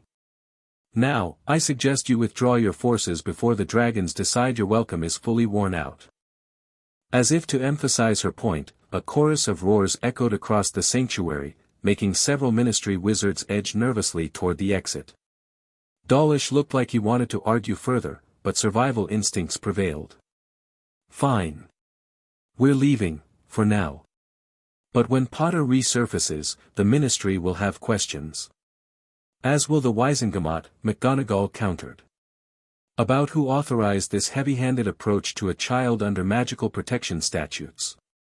As the ministry forces began withdrawing, Charlie approached McGonagall worriedly. Professor, I don't actually know where they've gone. Helena had some kind of escape plan, but she didn't share details. Good, McGonagall said firmly. What you don't know, you can't reveal. Dumbledore has his ways of finding them when it's safe. She surveyed the sanctuary with concern. In the meantime, you'll need help managing all these dragons with Harry gone. Charlie nodded grimly. They're already agitated. If they decide to follow Harry, then we'd better hope Miss Dracos has taught him enough control to prevent a dragon exodus across Britain, McGonagall said dryly. Merlin help us all if the ministry's fears actually come true. Lucius Malfoy sat in his private study, receiving reports from his source within the ministry raid team. As the wizard finished his account, Lucius dismissed him with a curt nod. Alone, Lucius tapped his fingers thoughtfully on his desk. The situation had both advantages and disadvantages. Potter on the run meant he was separated from Dumbledore's direct protection, potentially more vulnerable. But the boy's flight with dragons and the werewolf made direct intervention risky. A soft knock at the door interrupted his musings. "Enter," he called. Narcissa Malfoy glided into the room, elegant as always in midnight blue robes. "The children are asleep," she announced, referring to their son Draco and his playmate Theodore Nott Jr., who was staying for the weekend. "You look troubled, husband." Lucius gestured to the reports on his desk. "The Potter situation has complexities I didn't anticipate." Narcissa raised an eyebrow, taking the seat across from him. Despite their arranged marriage, Lucius had come to value his wife's shrewd political instincts. "The Dragonborn business?" she asked. "I've been researching the old families. If Potter truly has that bloodline, it changes things." "How so?" Narcissa conjured a genealogy chart with a flick of her wand. "The Potter line is old, but presumed unremarkable. However, if you trace back far enough." She pointed to a faded connection. "There. Lysandra Draconis married into the Peverell family in the 11th century. The Potters are direct descendants of the Peverells." Lucius leaned forward, studying the chart with new interest. Dragon blood and Peverell lineage. No wonder the boy survived the Dark Lord's attack. "Ancient magic often manifests in unexpected ways," Narcissa agreed. "But it raises another question: did the Dark Lord know? Was Potter targeted randomly as a prophecy child, or specifically for his bloodline?" "A disturbing thought," Lucius murmured. "And one that may influence our approach." He sat back, steepling his fingers. "Our priority remains the same: the boy must be studied, his power understood. But perhaps direct ministry involvement was too heavy-handed." "Children respond to kindness better than force," Narcissa observed mildly. "Perhaps when Draco begins Hogwarts." Lucius smiled slowly. "A friendship between our son and Potter would be advantageous. Especially if we can separate him from Dumbledore's influence before then." "Patience, husband," Narcissa counseled. "The boy is only 5. We have years to maneuver. And dragons are long-lived, they can afford to wait for their Dragonborn to mature properly." "You suggest we do nothing?" "I suggest we prepare," Narcissa corrected. "Monitor from a distance. Learn everything about his abilities. And when the time is right." She smiled coldly. "We'll offer what every orphan child truly wants, a proper family." Lucius nodded appreciatively. His wife's subtlety was why the Dark Lord had valued her counsel, even if he'd never admitted it openly. "A long game, then." "The best kind," Narcissa agreed, rising gracefully. "Now come to bed, Lucius. The children will want to fly their new brooms early tomorrow." As Narcissa departed, Lucius returned to the genealogy chart, studying the ancient connections with new respect. The Potter boy was more than just the boy who lived. He was a descendant of old, powerful magical bloodlines, blood that might serve the Dark Lord's eventual return, if properly guided. Helena's cottage turned out to be a surprisingly comfortable stone structure built into the side of a mountain, invisible from the outside.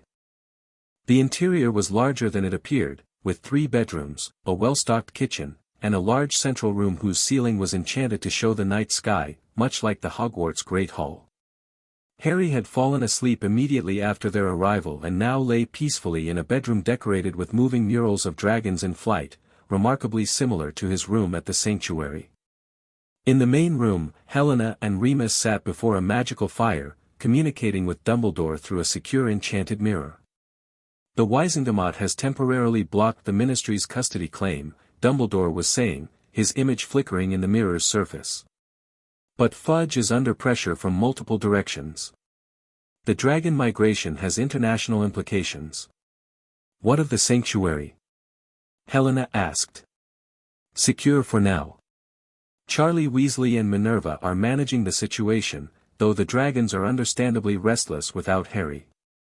Remus looked worried. If they decide to search for him en masse. Indeed, Dumbledore agreed grimly. A concerning possibility.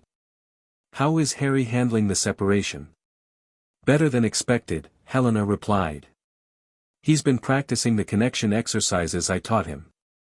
He can maintain a sort of awareness of Ardurius and the others, even at this distance. It seems to reassure both him and the dragons. Remarkable, Dumbledore murmured. And you believe this location is secure? Helena nodded confidently. Few even know of its existence. The cottage has been in my family for generations, under Fidelius-like protections tied to our bloodline. Not even the Ministry's best trackers could find it without a guide. Nevertheless, we cannot hide Harry away indefinitely, Dumbledore said. He needs education, socialization, normalcy, as much as possible under the circumstances. Normal left the picture when dragons started following him around, Remus pointed out dryly. Perhaps, Dumbledore conceded, eyes twinkling briefly. But I've been developing a more permanent solution. A compromise that might satisfy all parties. Go on, Helena prompted, looking skeptical. I propose establishing a new type of institution, part school, part sanctuary, part research facility. A place where Harry can live safely, continue his education, and maintain his dragon connections, while allowing controlled study of his abilities by approved scholars. Ministry oversight? Remus asked suspiciously. Minimal, and with strict limitations, Dumbledore assured him. The facility would operate under international magical cooperation agreements, removing it somewhat from British ministry jurisdiction. Helena considered this. It has merit. A formal institution would provide legitimacy, making it harder for the ministry to interfere directly. And Harry wouldn't be hidden away like some dark secret, Remus added, warming to the idea. He could have something approaching a normal childhood. With dragons, Dumbledore added, smiling. Never forgetting the dragons. How long would such an arrangement take to establish? Helena asked. Several months, at minimum. Political wheels turn slowly, especially when international cooperation is required. Then we stay hidden until arrangements are finalized, Remus decided. No half measures where Harry's safety is concerned. Dumbledore nodded gravely. Agreed. In the meantime, continue his training. His ability to control his connection with the dragons will be crucial to any future arrangement. After ending the communication, Remus checked on Harry once more before retiring to his own room. Helena remained by the fire, her expression troubled. Something about the situation felt wrong, moving too fast, with too many coincidences. The Ministry's sudden action, the timing of the custody order, the specific targeting of the eastern tunnels during the raid. Someone had inside knowledge. Helena moved to a hidden panel in the wall, removing an ancient scroll. Unrolling it carefully, she studied the fated prophecy written in ancient Greek, one her family had safeguarded for generations. When darkness rises twice, the Dragonborn will stand between worlds, she translated softly. Neither master nor servant to the Ancient Ones, but bridge and protector. She rolled the scroll carefully and returned it to its hiding place. Whatever forces were moving against Harry Potter, they were facing something they couldn't possibly understand. The connection between Dragonborn and dragon wasn't just magical, it was woven into the fabric of magical history itself. And history, Helena knew, had a way of protecting its own. Months passed in the hidden cottage, falling into a comfortable routine. Each morning, Harry would practice meditation with Helena, strengthening his magical core and his dragon connections. Afternoons were spent on more traditional education with Remus, reading, writing, mathematics, and basic magical theory. To Harry's delight, Ardurius had found them after just 3 weeks, appearing one morning on the mountainside outside the cottage. The massive dragon couldn't approach too closely without revealing their location, so Harry would hike up to a nearby plateau daily to spend time with his oldest dragon friend. Gradually, other dragons found them as well, first the Welsh Green and Viper Tooth who had escaped with them, then others from the sanctuary who seemed able to sense Harry's location through their magical connection. They're establishing a new pattern, Helena observed one afternoon, watching from a distance as Harry sat surrounded by 5 dragons on the plateau. Rotating their presence so there are never too many in one place. They're adapting, Remus agreed, impressed. Learning to be less conspicuous. Helena nodded. The boy is teaching them, whether he realizes it or not. His desire for secrecy influences their behavior through the connection. Inside the cottage, magical communications arrived regularly, updates from Dumbledore on the political situation, letters from Charlie about the sanctuary, even occasional messages from Hagrid, the Hogwarts gamekeeper who had taken a keen interest in Harry's dragon connections. They celebrated Harry's 6th birthday with a small cake Remus baked himself and presents delivered by Dumbledore's Phoenix, books on dragons from McGonagall, a hand-carved wooden dragon from Hagrid that actually flew around the room, and a special dragon skin vest from Charlie that would grow with Harry and provide protection against minor spells and scrapes. As autumn turned to winter, snow blanketed the mountains. Harry discovered that dragons made excellent snow melters, clearing paths and creating cozy warm spots for him to play outdoors despite the cold. It was during one of these winter play sessions, as Harry constructed an elaborate snow fort with occasional warming assistance from a young Hebridean black, that Helena noticed something extraordinary. "Remus," she called softly from the cottage doorway. "Look at his hands." Remus followed her gaze to where Harry was packing snow. Faint blue flames danced across the boy's fingertips, not burning him but melting the snow slightly to make it stick better. "Dragon fire," Remus breathed. "He's producing it himself now, not just channeling it from them."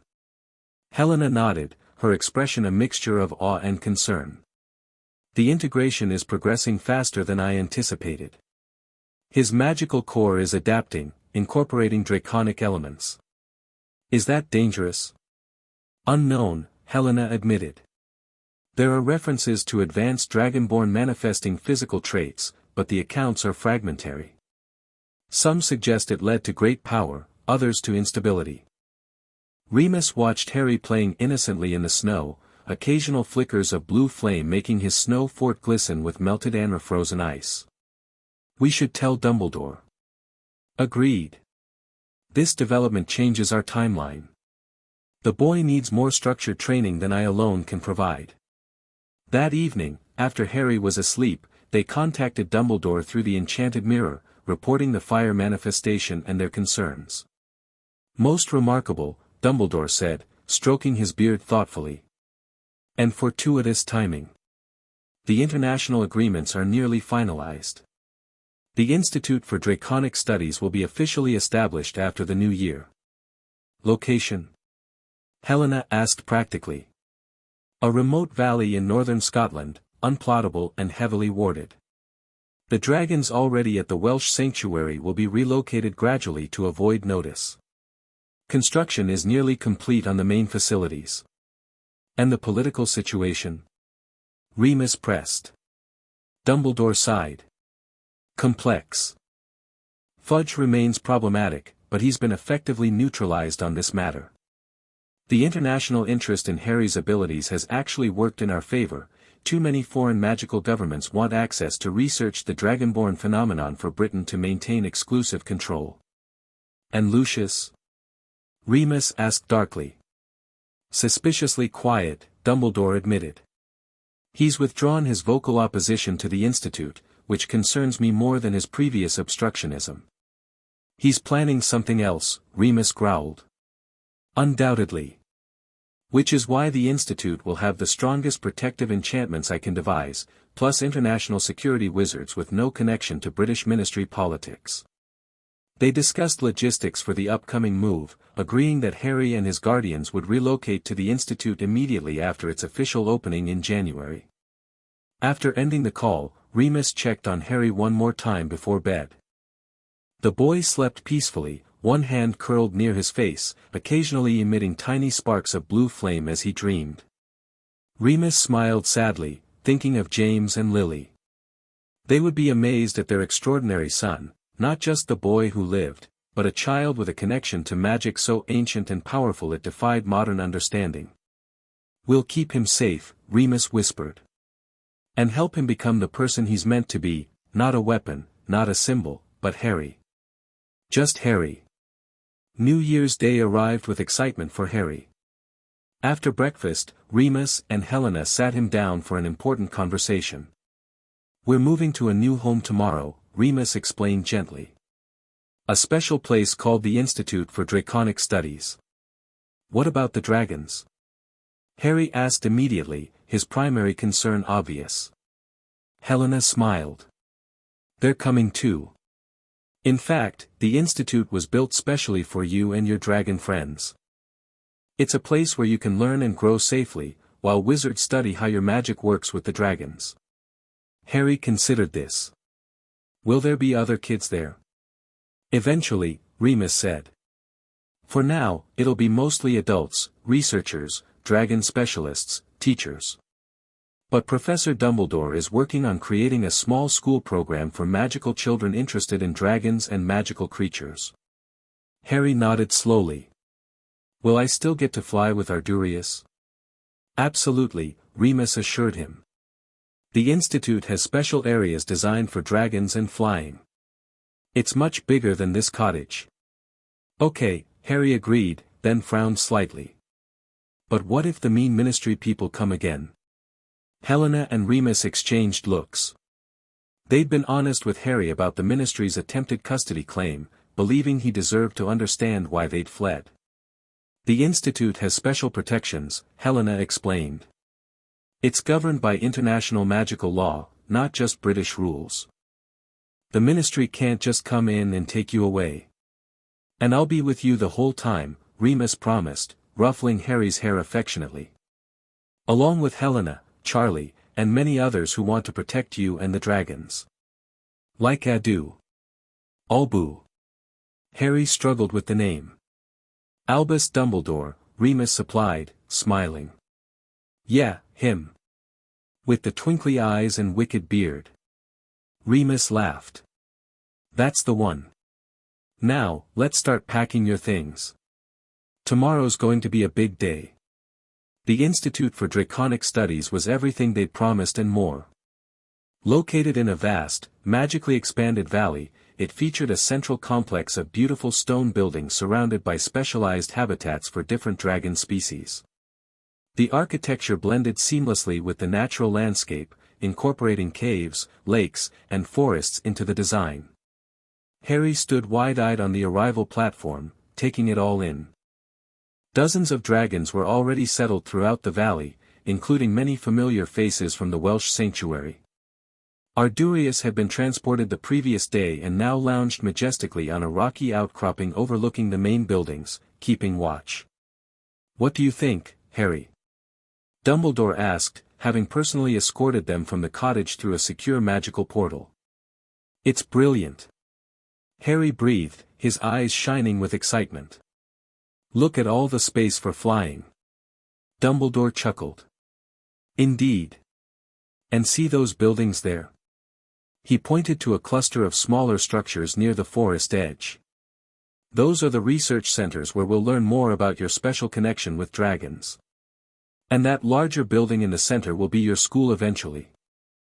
A small welcoming committee had assembled to greet them, Charlie Weasley, looking thrilled to be appointed head dragon keeper for the Institute, Professor McGonagall, representing Hogwarts' interest in the educational aspects, and a tall, distinguished wizard with silver-streaked black hair who was introduced as Henrik Drakenfeld, the Institute's administrative director.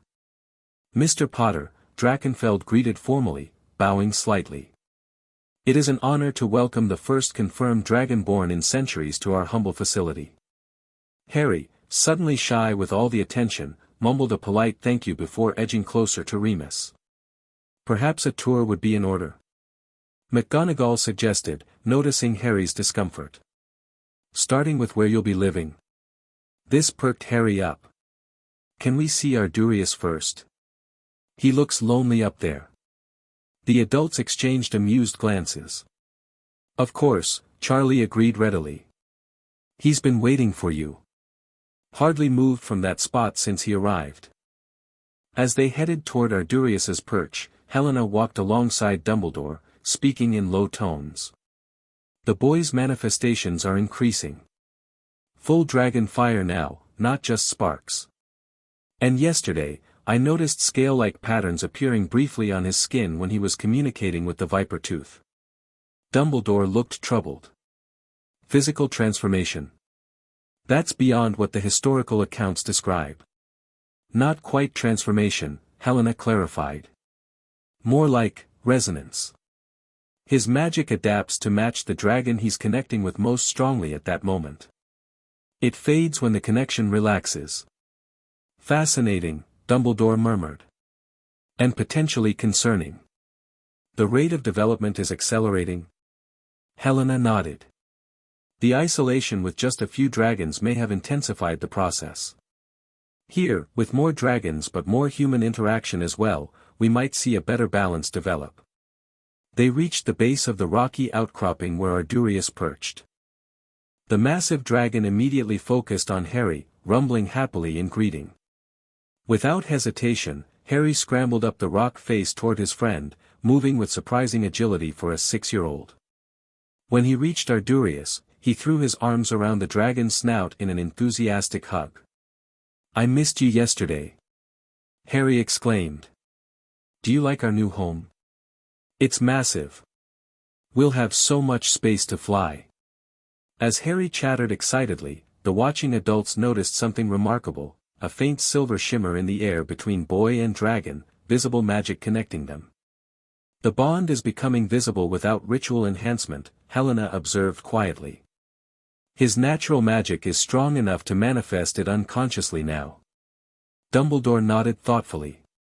"We must ensure his training keeps pace with his developing abilities. The greater his power grows, the more others will seek to control or exploit it." "Like Lucius Malfoy?" McGonagall asked pointedly. "Among others," Dumbledore confirmed. "Which is why this institute must succeed, not just as a sanctuary or research facility, but as a place where Harry can learn to control his gifts and make his own choices about how to use them." After spending time with Ardurius, the tour continued through the institute grounds. Harry was particularly impressed with his new living quarters, a cozy cottage similar to their Welsh home but with large windows overlooking the dragon habitats and a special platform outside his bedroom where smaller dragons could visit. The research facilities were carefully explained in child-friendly terms, emphasizing that Harry would be a partner in learning, not just a subject to be studied. Similarly, the educational building was presented as a place where Harry could both learn and eventually teach others about his dragon friends. Throughout the tour, Harry noticed wizards and witches watching him with expressions ranging from curiosity to awe. It was a bit uncomfortable, but Charlie assured him they were just excited to meet a real dragonborn. "You're basically a legend come to life, mate," Charlie explained cheerfully. "Like finding out unicorns can talk or something." By evening, Harry was exhausted but happy. As Remus tucked him into his new bed, the boy asked drowsily, "Is this really our home now?" "For good." "For as long as we want it to be," Remus assured him. "No more running, no more hiding. Promise?" "I promise, cub. Now get some sleep. Tomorrow you start your official Dragonborn training." Harry smiled sleepily, already drifting off. Outside his window, the silhouettes of dragons glided across the night sky, keeping watch over their young human friend. The following months at the Institute established new rhythms and routines. Each morning, Harry would join Helena for intensive training in draconic magic, learning to control his increasingly powerful connection to the dragons. "Focus, Harry," Helena instructed as they sat in the training arena, a circular space designed for magical practice. "The connection flows both ways. Right now, you're taking in too much of the dragon's magic without proper channeling." Harry concentrated, sweat beading on his forehead as he tried to visualize the streams of magical energy Helena had taught him to perceive. Around them, 3 dragons, Ardurius, a Norwegian ridgeback, and a Chinese fireball, sat in triangular formation, their eyes closed in cooperative meditation. "I can feel them," Harry said, his voice strained. But it's like trying to hold back a river with my hands. Don't hold it back, Helena corrected. Guide it. You are not a dam, you are a riverbed. Harry adjusted his approach, imagining himself as a channel rather than a barrier. The visible streams of magic connecting him to each dragon changed from turbulent sparks to smooth, flowing ribbons. Better, Helena approved. Now, direct a controlled portion of that energy toward the target. A simple wooden post stood at the far end of the arena. Harry extended one hand toward it, attempting to channel a small amount of dragon fire. What emerged wasn't the careful flame he intended but an explosive burst of multicolored fire that completely incinerated the post and scorched the stone floor beyond. Oops, Harry winced as the dragons opened their eyes, looking rather impressed with the destruction. Helena sighed. Control, Harry. Intent shapes magic. You must be precise in your visualizations. Sorry, Harry said, though he couldn't quite hide his amazement at the power he'd just wielded. Can we try again? Helena conjured a new target post. Again. But this time, imagine lighting a single candle, not setting a forest ablaze. By the end of the session, Harry had managed to produce 3 different types of controlled dragon fire, the blue-white flame of the Swedish shortsnout, the scarlet fire of the Chinese fireball, and the more standard orange flame common to several species. Each had different properties and intensities, which Helena carefully documented. Your affinity is growing, she noted as they finished. But your human magic is still developing normally as well, which is good. Balance is essential. After dragon training came more conventional lessons with tutors brought in by Dumbledore. Harry studied reading, writing, mathematics, basic magical theory, and even Muggle sciences, all tailored to incorporate his interest in dragons when possible. His favorite lessons were with Charlie, who combined practical dragon care with flying sessions. At 6, Harry was already an exceptional flyer, completely fearless on dragonback. You're a natural. Charlie exclaimed as Harry and Ardurius executed a perfect banking turn around a mountain peak. Most adult dragon handlers never achieve that level of harmony with their mounts. Ardurius does all the hard work, Harry called back modestly. I just hold on and tell him where I want to go. That's just it, most dragons don't take direction that easily, Charlie explained later as they groomed Ardurius's scales. They're independent, proud creatures. The fact that they respond to your suggestions without resistance is extraordinary. Harry shrugged, buffing a particularly dull patch on Ardurius's flank. I don't give orders. We decide together where to go. Right, Ardurius? The dragon rumbled agreement, nudging Harry affectionately with his snout. Charlie shook his head in amazement. You know, my little brother Ron would be absolutely gobsmacked to meet you. He's about your age, dragon mad too, because of me, I expect. Harry looked up with interest. There are other kids who like dragons. Loads of them. Charlie assured him. In fact, Dumbledore's been talking about bringing in some children for visits soon, once the educational program is established. The prospect of meeting other children excited Harry. Though he loved his life at the Institute, surrounded by caring adults and dragons, he sometimes felt lonely for companions his own age. As winter melted into spring, the Institute continued to develop. New researchers arrived, additional facilities were constructed, and more dragons found their way to the valley, drawn by the growing draconic energy centered around Harry. International delegations began making carefully monitored visits, representatives from magical governments around the world, eager to observe the dragonborn phenomenon firsthand. Harry found these visits tedious but endured them with growing poise, understanding from Remus and Dumbledore that the political support was necessary for the Institute's continued independence. One sunny April morning, Harry was practicing elemental harmonization with a group of dragons when Helena interrupted the session, looking troubled. That's enough for today, Harry, she said, her tone oddly formal. Professor Dumbledore has called an emergency meeting. You're to join us in the main conference room. Harry exchanged concerned looks with Ardurius before following Helena to the administrative building, where he found Dumbledore, Remus, Charlie, Director Drakenfeld, and several unfamiliar wizards gathered around a large table. "Ah, Harry," Dumbledore greeted him, though the usual twinkle was absent from his eyes. "Thank you for joining us. We have a situation that concerns you directly." "What's wrong?" Harry asked anxiously. "Is someone trying to take me away again?" "No, child," Dumbledore assured him quickly. "Nothing like that. But we have received intelligence that certain individuals are planning to visit the Institute without authorization." Remus's expression darkened. "Death Eaters. Or at least, wizards who once followed Voldemort."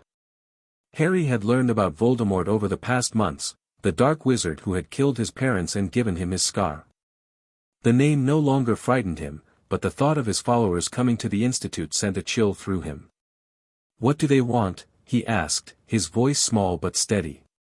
The adults exchanged glances before Dumbledore answered gently, "You, Harry. Or more precisely, your power. Your connection to the dragons represents a form of magic they believe could be useful to their cause." "We won't let them near you," Charlie said fiercely. "The Institute's security has been compromised," Director Drakenfeld interrupted grimly. "Our outer wards were probed systematically last night. Whoever is coming has inside information about our defenses." "A spy?" Helena asked sharply. "Or coercion of someone with knowledge," Dumbledore suggested. "Either way, we must assume the standard protections may be insufficient." Harry listened to the adults debate security measures, his young mind working quickly. Finally, he spoke up, "What about the dragons? They can help protect us." All eyes turned to him. "The dragons are powerful," Drakenfeld acknowledged, "but directing them in a coordinated defense would be challenging, even for experienced handlers." "I can do it," Harry said with quiet confidence. "The dragons trust me. They'll fight to protect this place, their home." Remus looked concerned. "Harry, we're talking about a potentially dangerous situation. These wizards won't hesitate to use dark magic. And dragons are resistant to most spells," Harry countered. "Helena's been teaching me about dragon magic and protection. I can create a defensive network with them." The adults fell silent, considering his words. Despite his youth, Harry had consistently demonstrated abilities beyond anyone's expectations. "Perhaps," Dumbledore said thoughtfully, "rather than hiding Harry away during this threat, we should consider a more visible approach." "What do you mean?" Remus asked warily. "I mean," Dumbledore explained, eyes beginning to twinkle again, "that we might turn this attempted infiltration to our advantage. A public demonstration of the Institute's purpose and Harry's abilities could solidify our political position considerably." "You want to use an attack as a publicity opportunity?" Charlie asked incredulously. "Not the attack itself," Dumbledore clarified. "But the response. If Harry, working with the dragons, can help defend the Institute through cooperation rather than domination, it would send a powerful message about the nature of his abilities." Harry straightened in his chair. "I can do it. The dragons and I together." Helena studied him with penetrating eyes. "The network formation we've been practicing, it could work as a defensive system. But you've never attempted it with more than 5 dragons at once." "I can handle more," Harry insisted. "Ardurius will help coordinate the others."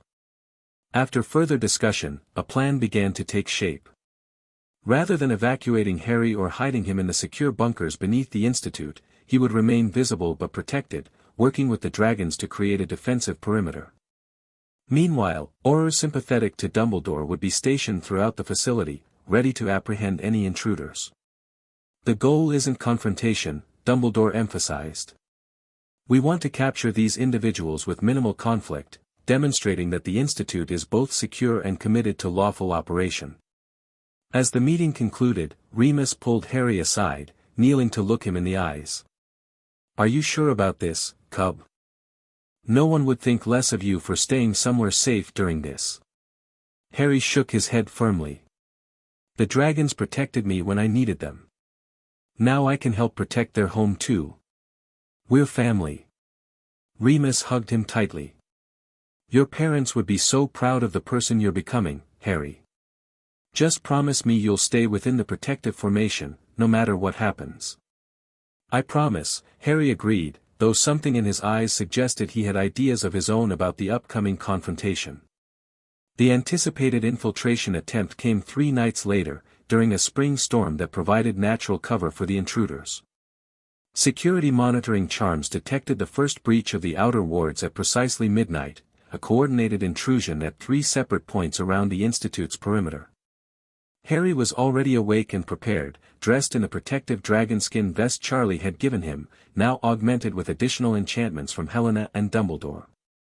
He stood on the central platform of the training arena, which had been designated as the command center for their defense.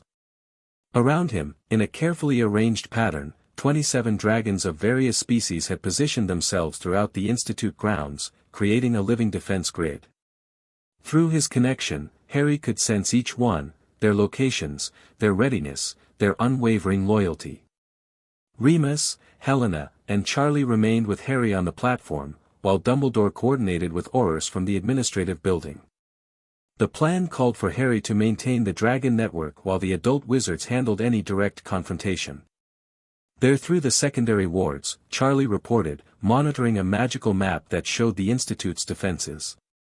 3 groups, approaching from the north, east, and southwest. Right where we predicted, Helena noted grimly. They definitely had inside information. Harry closed his eyes, connecting more deeply with the dragon network. I can feel them now. The dragons sense unfamiliar wizards trying to use concealment charms. How many? Remus asked tensely. Harry concentrated, letting the dragon's heightened senses feed him information. 12 total. 4 in each group. They're wearing dark robes and masks. Death Eaters, Remus growled, his hand tightening on his wand. Just as we feared. Harry, initiate the first defensive layer, Helena instructed. Remember, containment, not confrontation. Harry nodded, extending his awareness through the dragon network. With carefully practiced mental commands, he directed 6 perimeter dragons to create a ring of controlled fire around the intruders' locations, not to harm them, but to reveal their positions and disrupt their concealment charms. On the map, 3 bright flares appeared as dragons executed the maneuver perfectly. Shouts of surprise echoed across the Institute grounds as the intruders found themselves surrounded by circles of dragon fire. It worked! Charlie exclaimed, watching the map. They've been exposed. But the intruders recovered quickly. Jets of green and red light shot toward the dragons, though most spells bounced harmlessly off their resistant scales. They're using stunning spells and cutting curses, Remus observed. Not unforgivables yet. The dragons are holding position, Harry reported, eyes still closed in concentration. But the wizards from the east and north are trying to break through toward the main buildings. Helena touched Harry's shoulder. Second defensive layer. Harry nodded, adjusting the network. 10 more dragons moved into position, creating a secondary perimeter closer to the central facilities.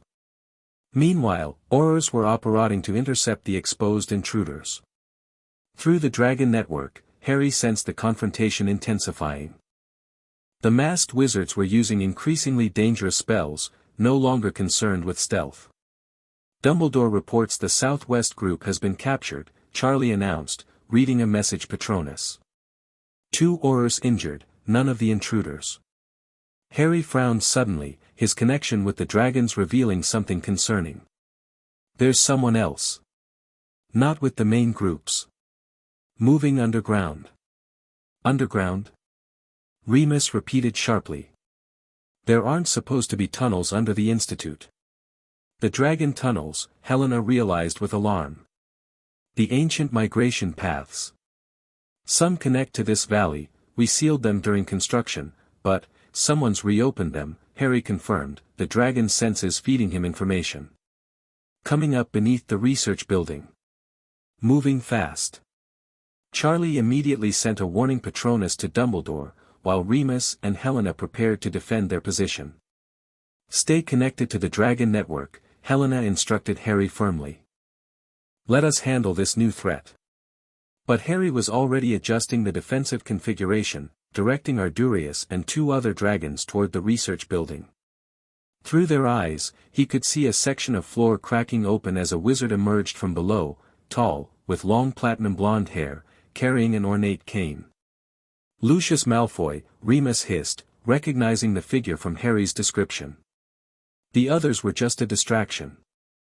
Outside, the confrontation between Aurors and the masked intruders grew more chaotic, spells illuminating the stormy night. But Harry remained focused on Malfoy, who was now moving purposefully through the research building, examining dragon artifacts and data records. "He's looking for something specific," Harry reported. "In the secured archives section." "The Dragonborn research," Helena said grimly. "Ancient texts on the bloodline and powers. We need to stop him."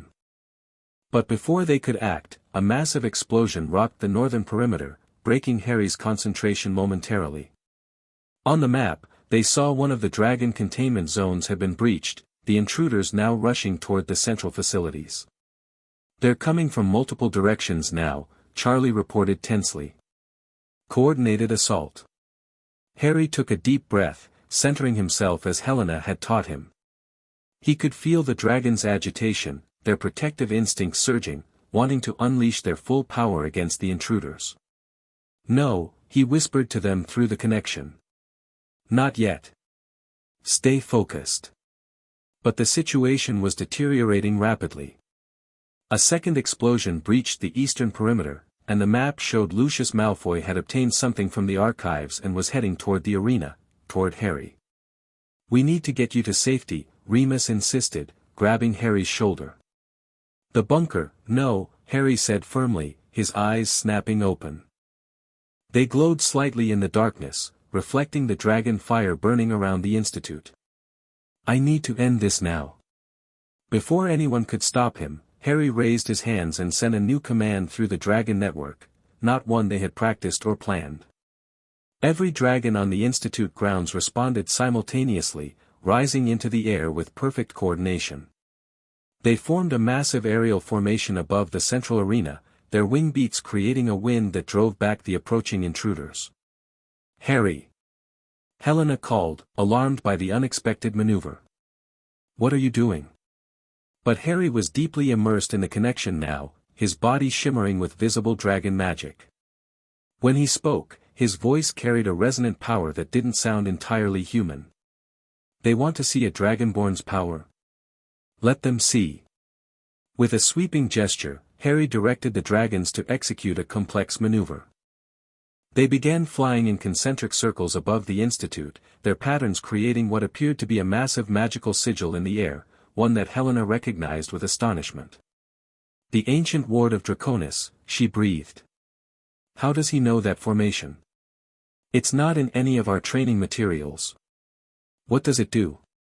Charlie asked nervously. "It's a sealing ward," Helena explained, watching in awe as the aerial dragon formation grew more precise. "It creates a magical boundary that separates those with harmful intent from those without. In the ancient texts, it was used to identify true dragon allies. On the ground, the effects became immediately visible. An iridescent dome of energy began forming over the entire institute, emanating from the dragon formation. As it descended, the intruders found themselves being physically pushed backward, unable to resist the powerful magic.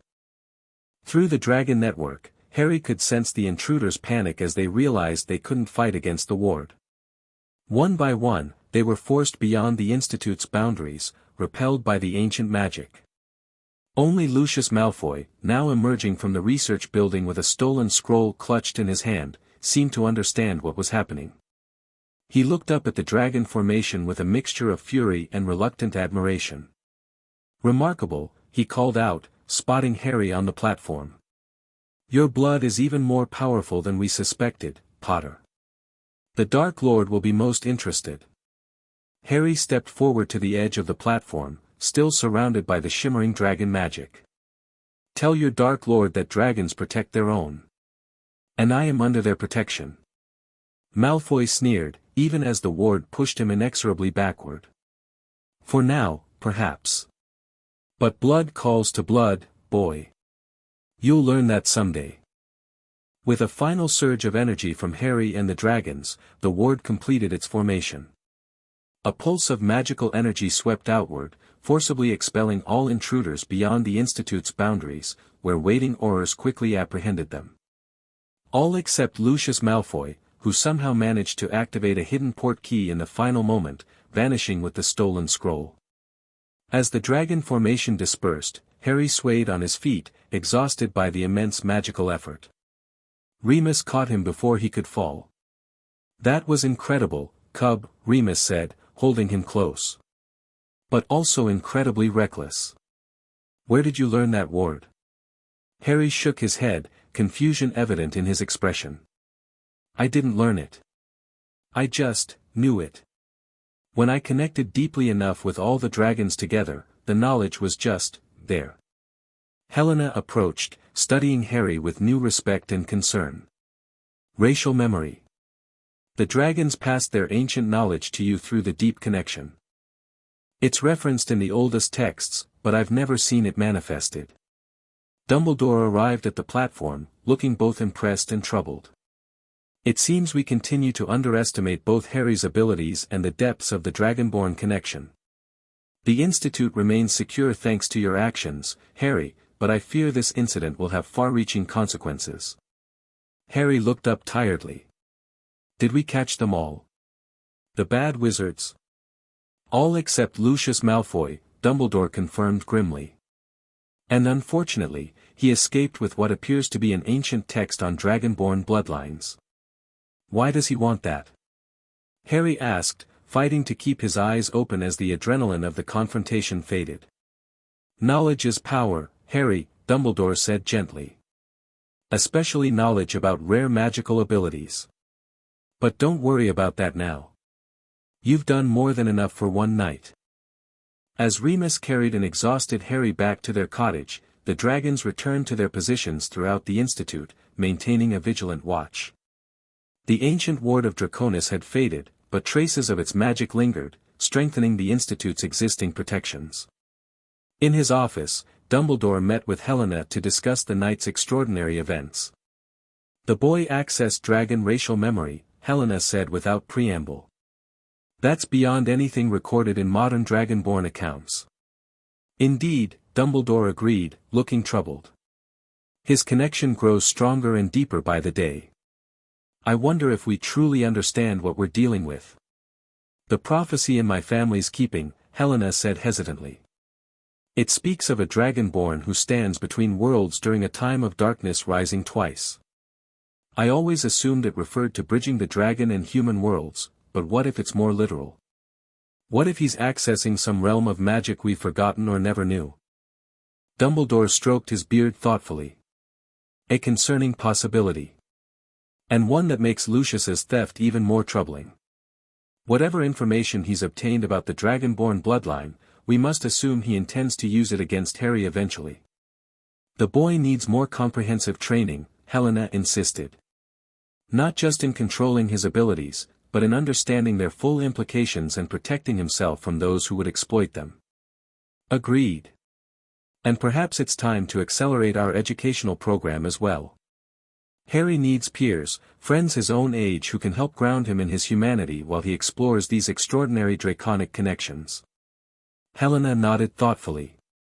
The Weasley boy Charlie mentioned, his brother. Perhaps he could be invited as the first student in our program? Having a friend might help balance the pressure Harry faces. An excellent suggestion, Dumbledore agreed.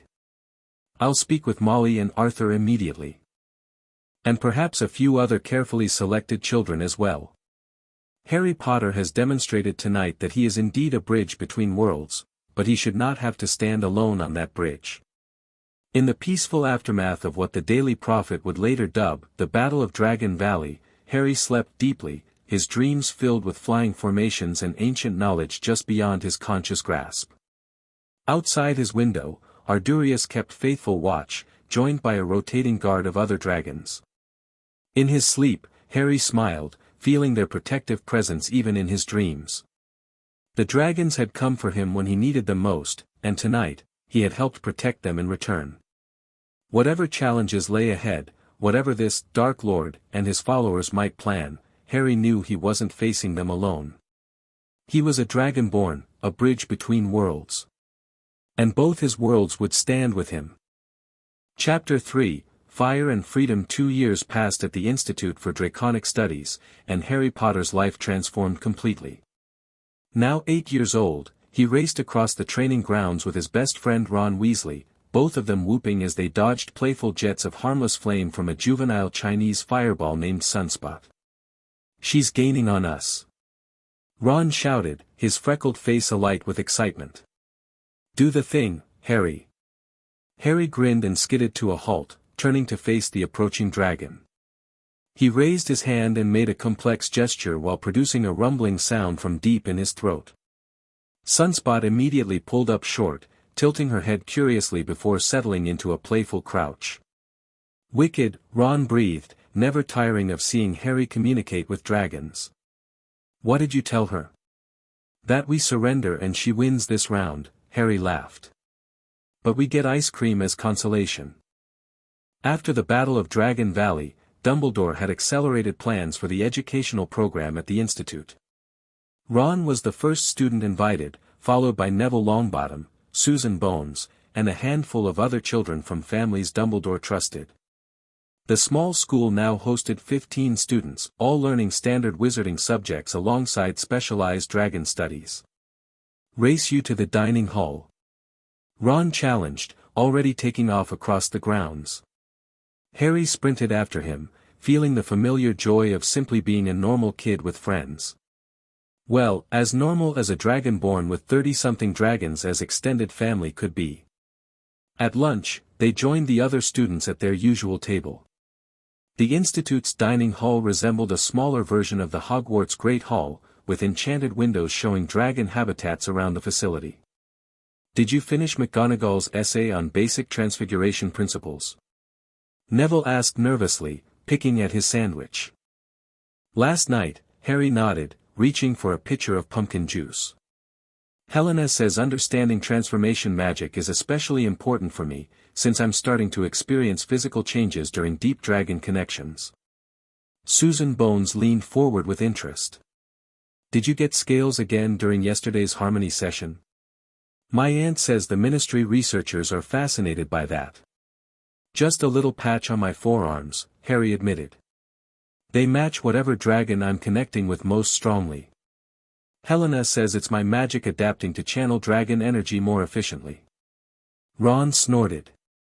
"Bet those ministry gits are just jealous they can't breathe fire." The children laughed, but Harry sobered quickly. Despite the Institute's success and growing international reputation, relations with the British Ministry of Magic remained tense. Minister Fudge still viewed Harry's abilities with suspicion, particularly after the impressive display during the Death Eater attack. "Speaking of the ministry," Susan said, lowering her voice, "my aunt says there's going to be another inspection next week. A big one, with international representatives." "Again?" Ron groaned. "That's the third this year." Harry shrugged, trying to appear unconcerned though his stomach tightened. "It's fine. Dumbledore and Director Drakenfeld handle all that political stuff." After lunch, the children headed to their afternoon classes. For Harry, this meant advanced training with Helena, while the others attended more standard lessons. Though he participated in regular classes with his friends each morning, his afternoons were dedicated to specialized dragonborn training. In the circular training arena, Helena awaited him alongside Ardurius, who had grown even larger over the years.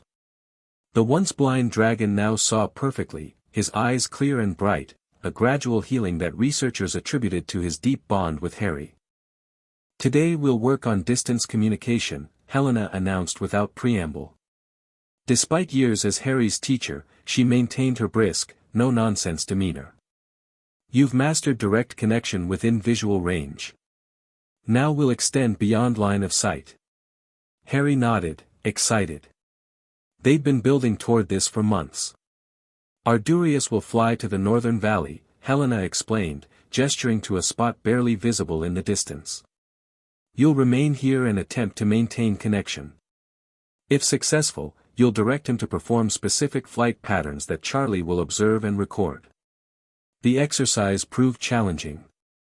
As Ardurius flew beyond visual range, Harry closed his eyes, focusing on the magical bond they shared. Initially, the connection wavered, distance stretching it thin like an overstretched rubber band. Harry struggled to visualize the flight patterns Helena described, his frustration mounting. You're trying to see through his eyes, Helena observed sharply. That's not the goal. Don't seek visual information, focus on magical resonance. Harry adjusted his approach, concentrating on the unique magical signature he associated with Ardurius, a silver-white energy that felt like strength and protection. Gradually, the connection stabilized, becoming a steady pulse between them. Got it, Harry murmured, sweat beading on his forehead from the effort.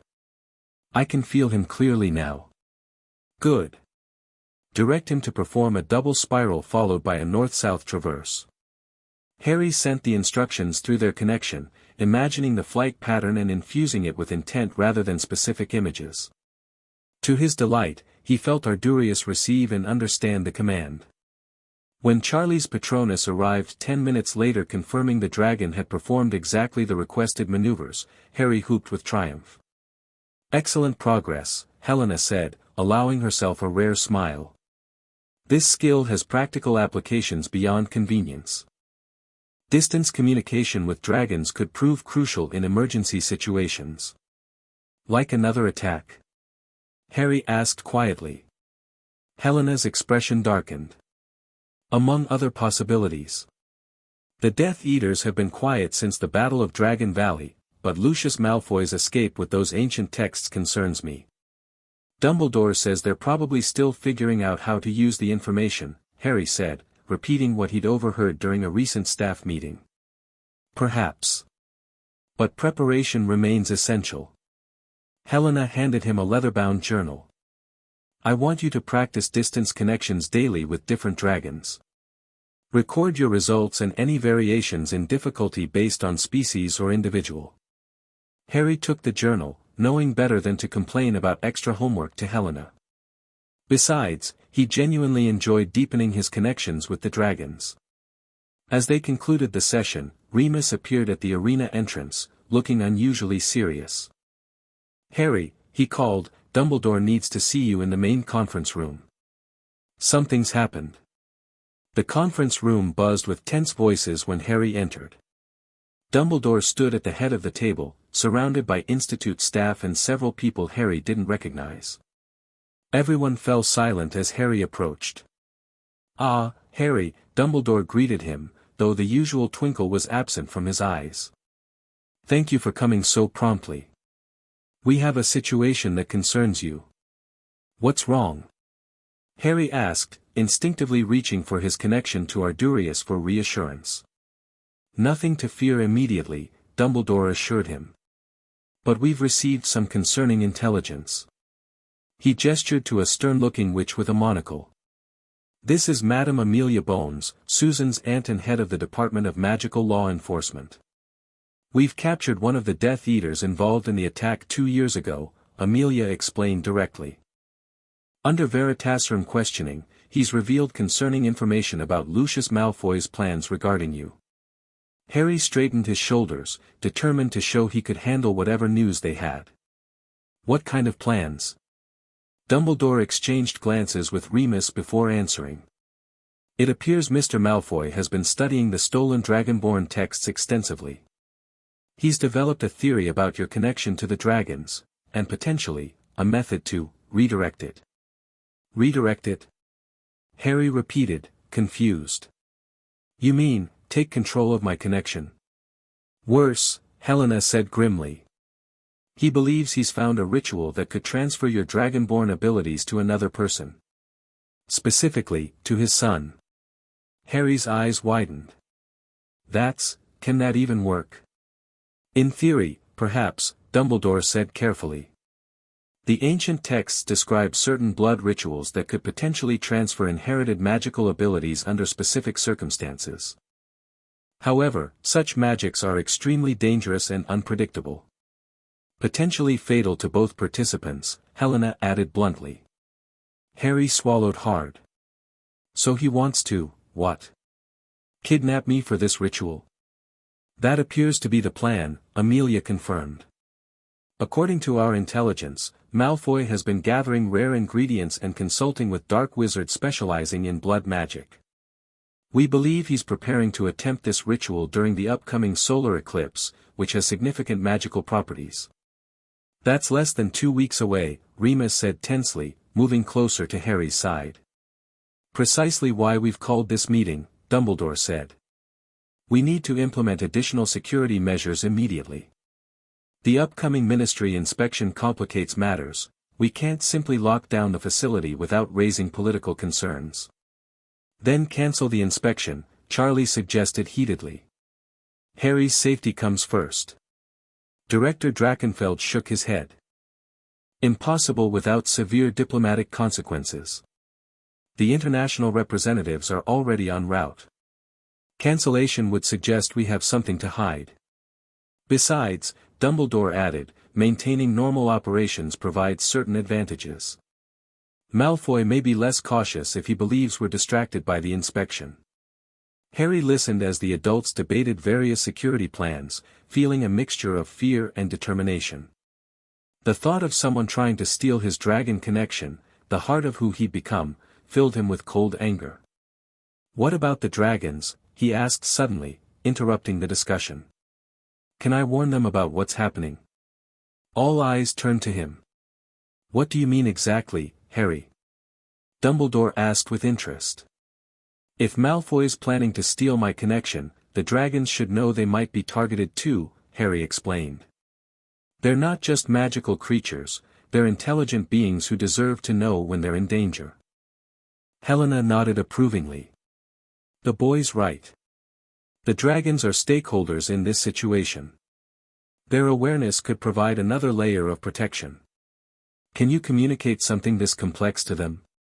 Amelia asked skeptically. Harry straightened. Yes. Especially with Ardurius helping translate for the others. They understand more than most wizards think. Dumbledore studied Harry thoughtfully. Very well. I believe that's a wise suggestion. Work with Helena to ensure the dragons understand the threat without causing panic among them. As the meeting continued, detailing security arrangements and contingency plans, Harry's mind raced. Beyond the immediate danger from Malfoy, he recognized a deeper truth: decisions about his life and abilities were still being made primarily by adults, with him as a secondary participant. At 8, he understood why, but part of him longed for more control over his own extraordinary life. That evening, as Harry prepared to communicate with the dragons about the threat, he made a private resolution. Whatever happened with Malfoy, it was time to start taking a more active role in determining his own future, not just as a Dragonborn, but as Harry Potter. The day of the ministry inspection arrived with perfect weather and heightened tension. International representatives from 12 magical governments assembled in the Institute's Grand Meeting Hall, along with British ministry officials led by Minister Fudge himself. Security had been discreetly increased throughout the facility, with Order of the Phoenix members positioned strategically among the regular staff.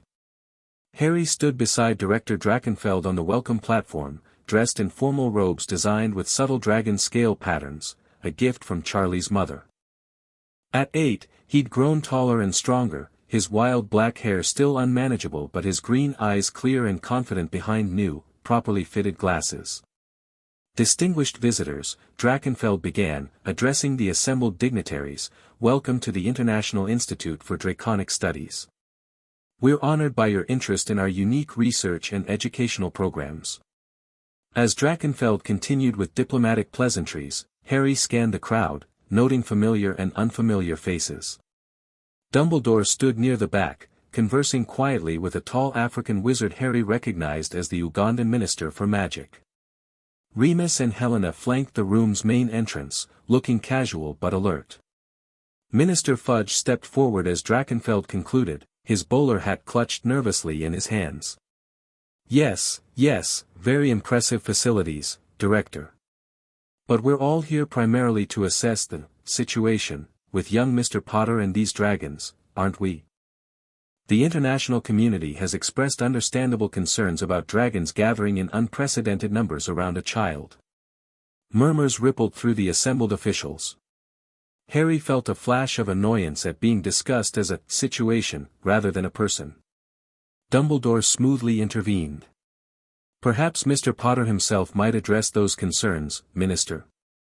After all, no one understands the dragon connection better. All eyes turned to Harry expectantly.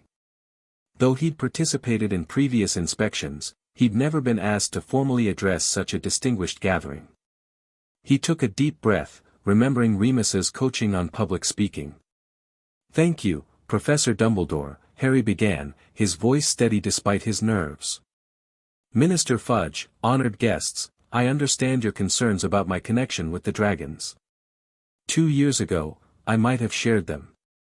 I didn't ask for this ability, and at first, I didn't understand it." He paused, looking around at the attentive faces. "But I've learned that being a dragonborn isn't about controlling dragons. It's about communication and mutual respect. The dragons choose to be here because they want to rebuild the ancient partnership between our species, a partnership based on cooperation, not domination." The French magical minister leaned forward. "Yet we have reports of these creatures obeying your commands during the incident 2 years ago. That suggests control, does it not?" "They weren't obeying commands," Harry clarified confidently. "They were responding to a request for help to protect their home. Dragons are intelligent beings capable of making choices.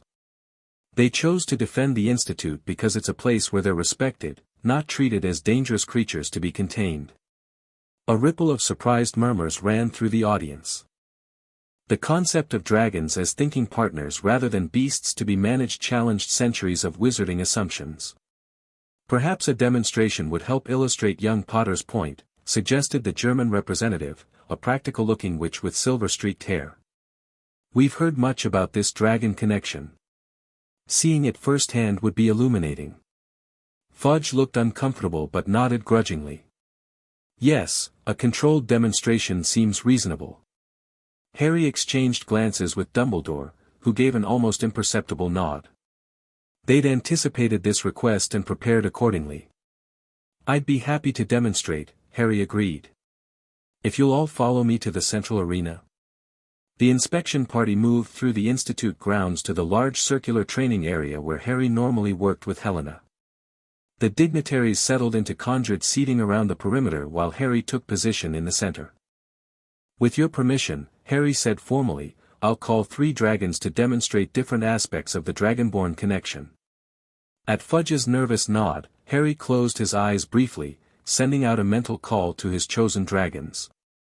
Within moments, 3 distinctive shapes appeared in the sky: Ardurius's massive silver form, a sleek emerald Welsh green named Leafwing, and a younger Hebridean black called Nightsong. The assembled officials watched in amazement as the dragons landed with impossible grace around Harry, forming a perfect triangle with him at the center. Despite their size and fearsome appearance, the dragon's body language conveyed respect rather than aggression. "First," Harry explained, "I'll demonstrate basic communication." He turned to Leafwing and made a series of rumbling sounds combined with hand gestures. The Welsh Green responded with her own vocalization, then performed an intricate aerial maneuver before landing again. "I asked Leafwing to show us her favorite flying pattern," Harry translated. "She's particularly proud of her agility despite her size." Next, Harry approached Nightsong, placing his hand on the young dragon's snout. A visible shimmer of magic formed between them, pulsing with a deep purple light. "This is magical resonance," Harry explained. "When I connect with a dragon, our magical cores temporarily synchronize, allowing deeper communication and, in some cases, shared abilities." To demonstrate, Harry stepped back and held out his hand. With intense concentration, he produced a small jet of the distinctive purple flame characteristic of Hebridean blacks. Gasps rose from the audience. The most advanced form of connection is the Harmony Network, Harry continued, moving to stand between all three dragons. This creates a magical circuit that amplifies all participants' natural abilities. Taking a deep breath, Harry extended both arms and began the complex process Helena had taught him for establishing a multi-dragon harmony. Visible strands of colored magic extended from his body to each dragon, growing brighter as the connection strengthened. The dragons raised their heads in unison, their eyes glowing with the same magical energy. What happened next wasn't part of the planned demonstration. As the Harmony Network reached full strength, Harry felt a strange magical resonance from somewhere beyond the Institute grounds, a dark, probing energy attempting to interfere with the connection. Through the enhanced senses of the Dragon Network, Harry detected multiple magical signatures approaching the Institute's boundaries, signatures with malevolent intent. "They're here," he said suddenly, breaking the formal tone of the demonstration. "Professor Dumbledore. Intruders at the north and west boundaries." Dumbledore was on his feet instantly. "How many, Harry?" 8, no, 10 wizards, Harry replied, the dragon's senses feeding him precise information. "They're trying to breach the wards using some kind of dark magic focus. It feels wrong." Chaos erupted as security personnel mobilized and officials demanded explanations. Dumbledore quickly took charge, his voice magically amplified. "Ladies and gentlemen, please remain calm and follow Institute staff to the secure conference building. We appear to be experiencing an unauthorized intrusion attempt." Fudge sputtered indignantly. "What is the meaning of this, Dumbledore? If this is some theatrical display to impress the delegation, I assure you, Minister, this is quite real," Dumbledore interrupted gravely. "And potentially related to the intelligence Madame Bones shared with you last week regarding Lucius Malfoy's interest in Mr. Potter." The mention of Malfoy silenced Fudge's protests. International security wizards who had accompanied the delegation stepped forward, offering their assistance to the Institute's defenses. Meanwhile, Harry maintained his connection with the dragons, tracking the intruders' movements through their enhanced senses. "They've breached the outer ward," he reported tensely. "They're using the same tunnels as before, the ancient dragon migration paths. And there's something else." He frowned in concentration. "They have some kind of magical artifact generating interference with the dragon connections. It's making it harder to maintain the Harmony Network." Helena approached quickly, her face grim. "A suppression focus. It's mentioned in the texts Malfoy stole, designed to temporarily weaken a Dragonborn's connection to dragons during the transfer ritual." "Then this is definitely Malfoy," Remus growled, his hand tight on his wand. "Coming for Harry during the inspection when our attention is divided." Dumbledore turned to Harry, his expression serious. "Harry, I must ask you to go with Remus to the secure bunker beneath the Institute. The rest of us will handle this intrusion." For a moment, Harry considered obeying. But through his dragon connection, he could sense something the others couldn't: the intruders weren't just targeting him. They had positioned themselves to access the dragon habitats as well. "They're not just coming for me," he said firmly. "They want the dragons too, especially the juveniles. I can feel their intent through the network." He straightened his shoulders, looking older than his 8 years. "I need to warn all the dragons and coordinate their protection. That can only happen if I maintain the network from here." Dumbledore studied him thoughtfully. "You're certain of this?" "Absolutely," Harry nodded.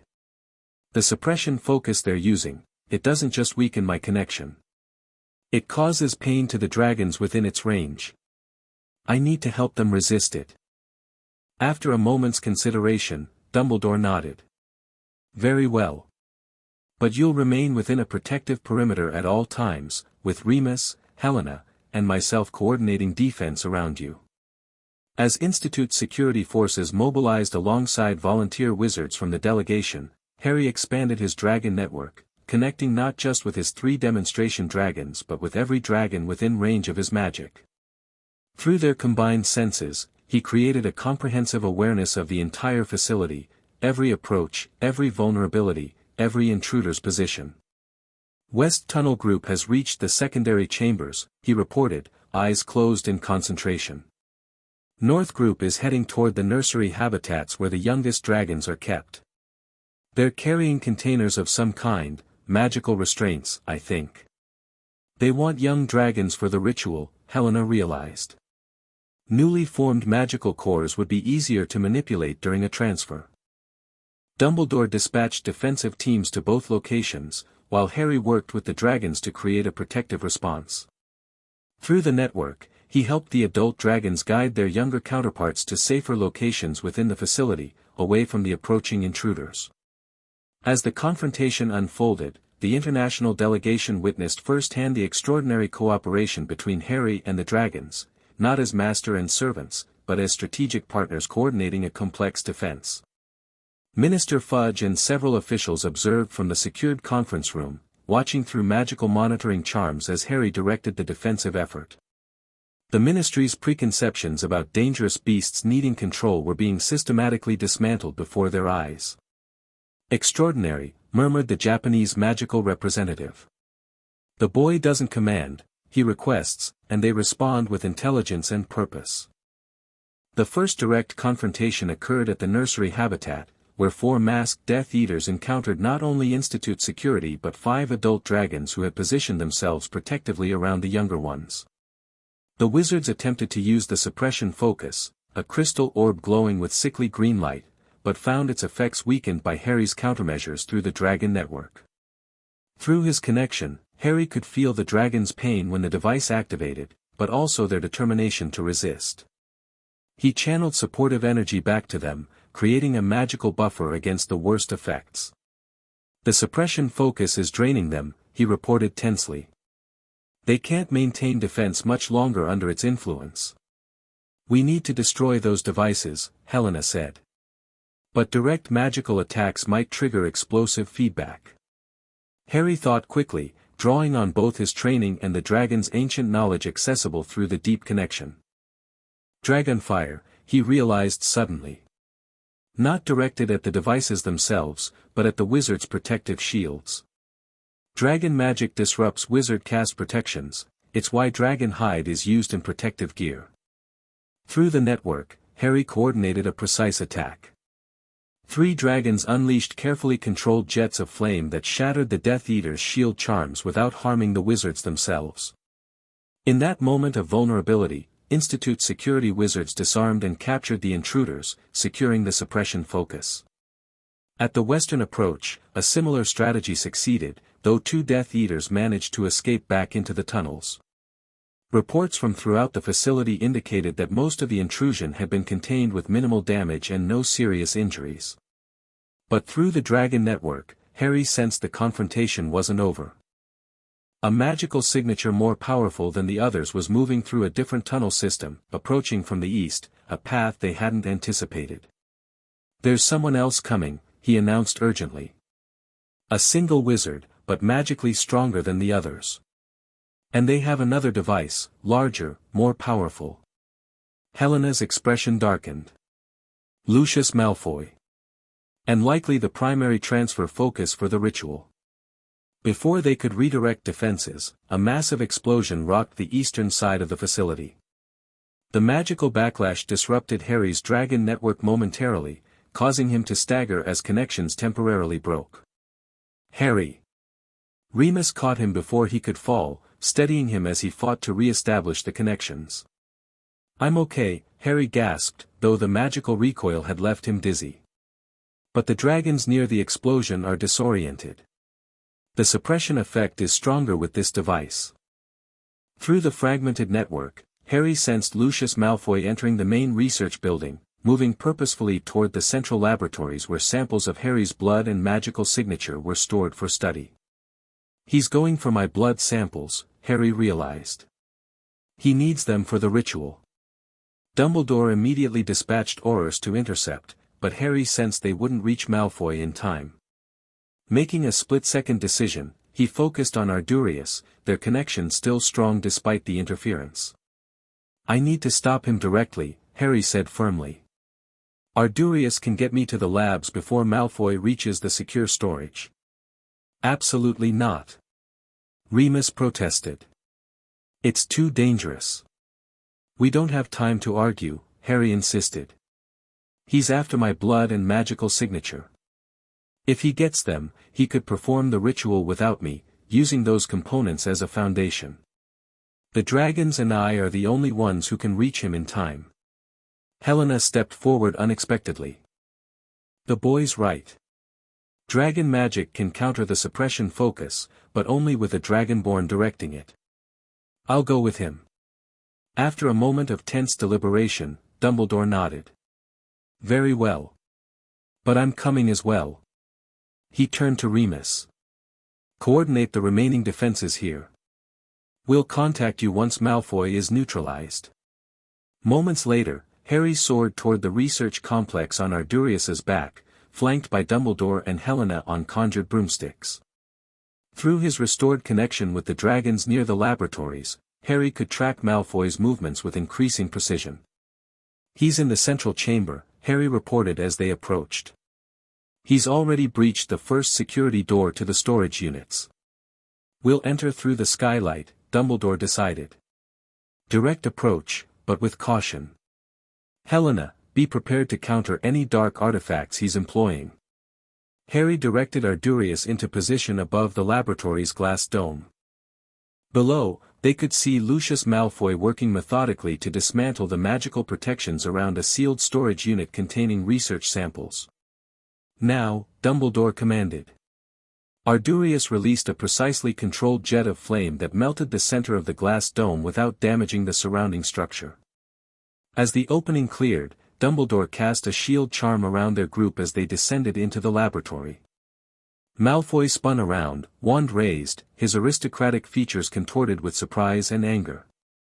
Beside him floated a large crystal orb pulsing with sickly green energy, the enhanced suppression focus Helena had feared. Dumbledore, Malfoy sneered, recovering quickly. How predictable. And you've brought the boy directly to me, how thoughtful. Your intrusion has failed, Lucius, Dumbledore replied calmly. Your associates have been captured, and you're outnumbered. Malfoy smiled coldly. Am I? With a flick of his wand, he activated the suppression focus. The crystal orb flared with intense energy, sending waves of magical disruption throughout the chamber. Harry gasped as pain lanced through his connection to Ardurias, the dragon roaring in distress behind him. Fascinating device, isn't it? Malfoy commented casually, using the distraction to continue working on the storage unit's locks.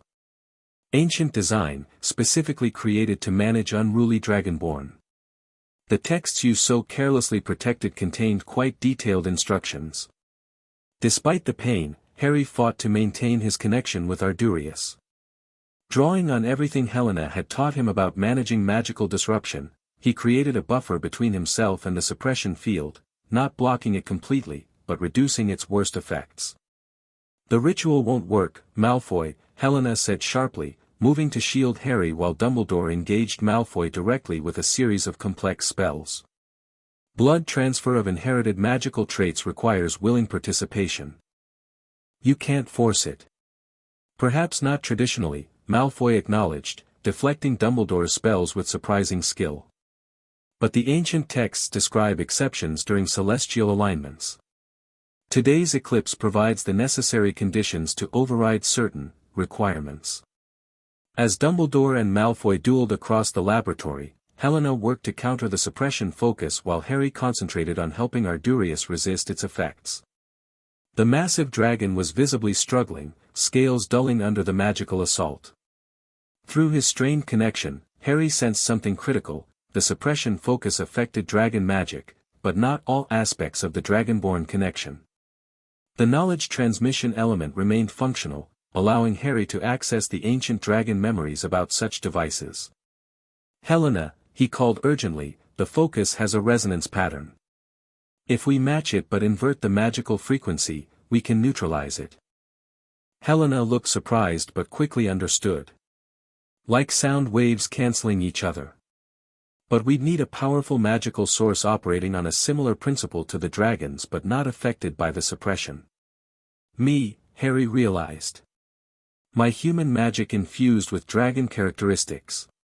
The focus suppresses the dragon side but not my core wizard magic. Without waiting for approval, Harry reached deep within himself, accessing the unique magical hybrid he'd developed through years of training with Helena. He extended his hands toward the suppression focus and began channeling pure magical energy, not dragon fire, not standard wizard magic, but something between worlds. The effect was immediate and dramatic. A stream of golden-white energy flowed from Harry's palms, meeting the green emanations from the crystal orb. Where they collided, sparks and magical distortions filled the air as the opposing forces battled for dominance. Malfoy noticed what was happening and redoubled his attacks on Dumbledore, trying to reach Harry before he could neutralize the device.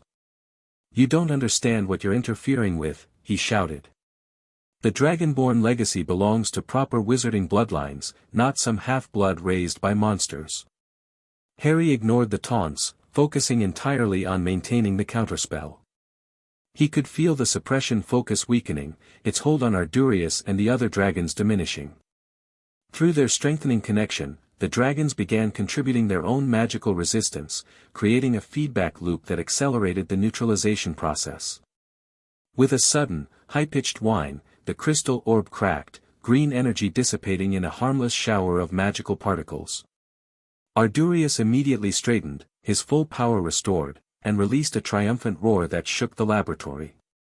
Malfoy's face contorted with fury and desperation. Abandoning his duel with Dumbledore, he made a final lunge for the storage unit containing Harry's blood samples, blasting aside remaining protections with dark magic. "No!"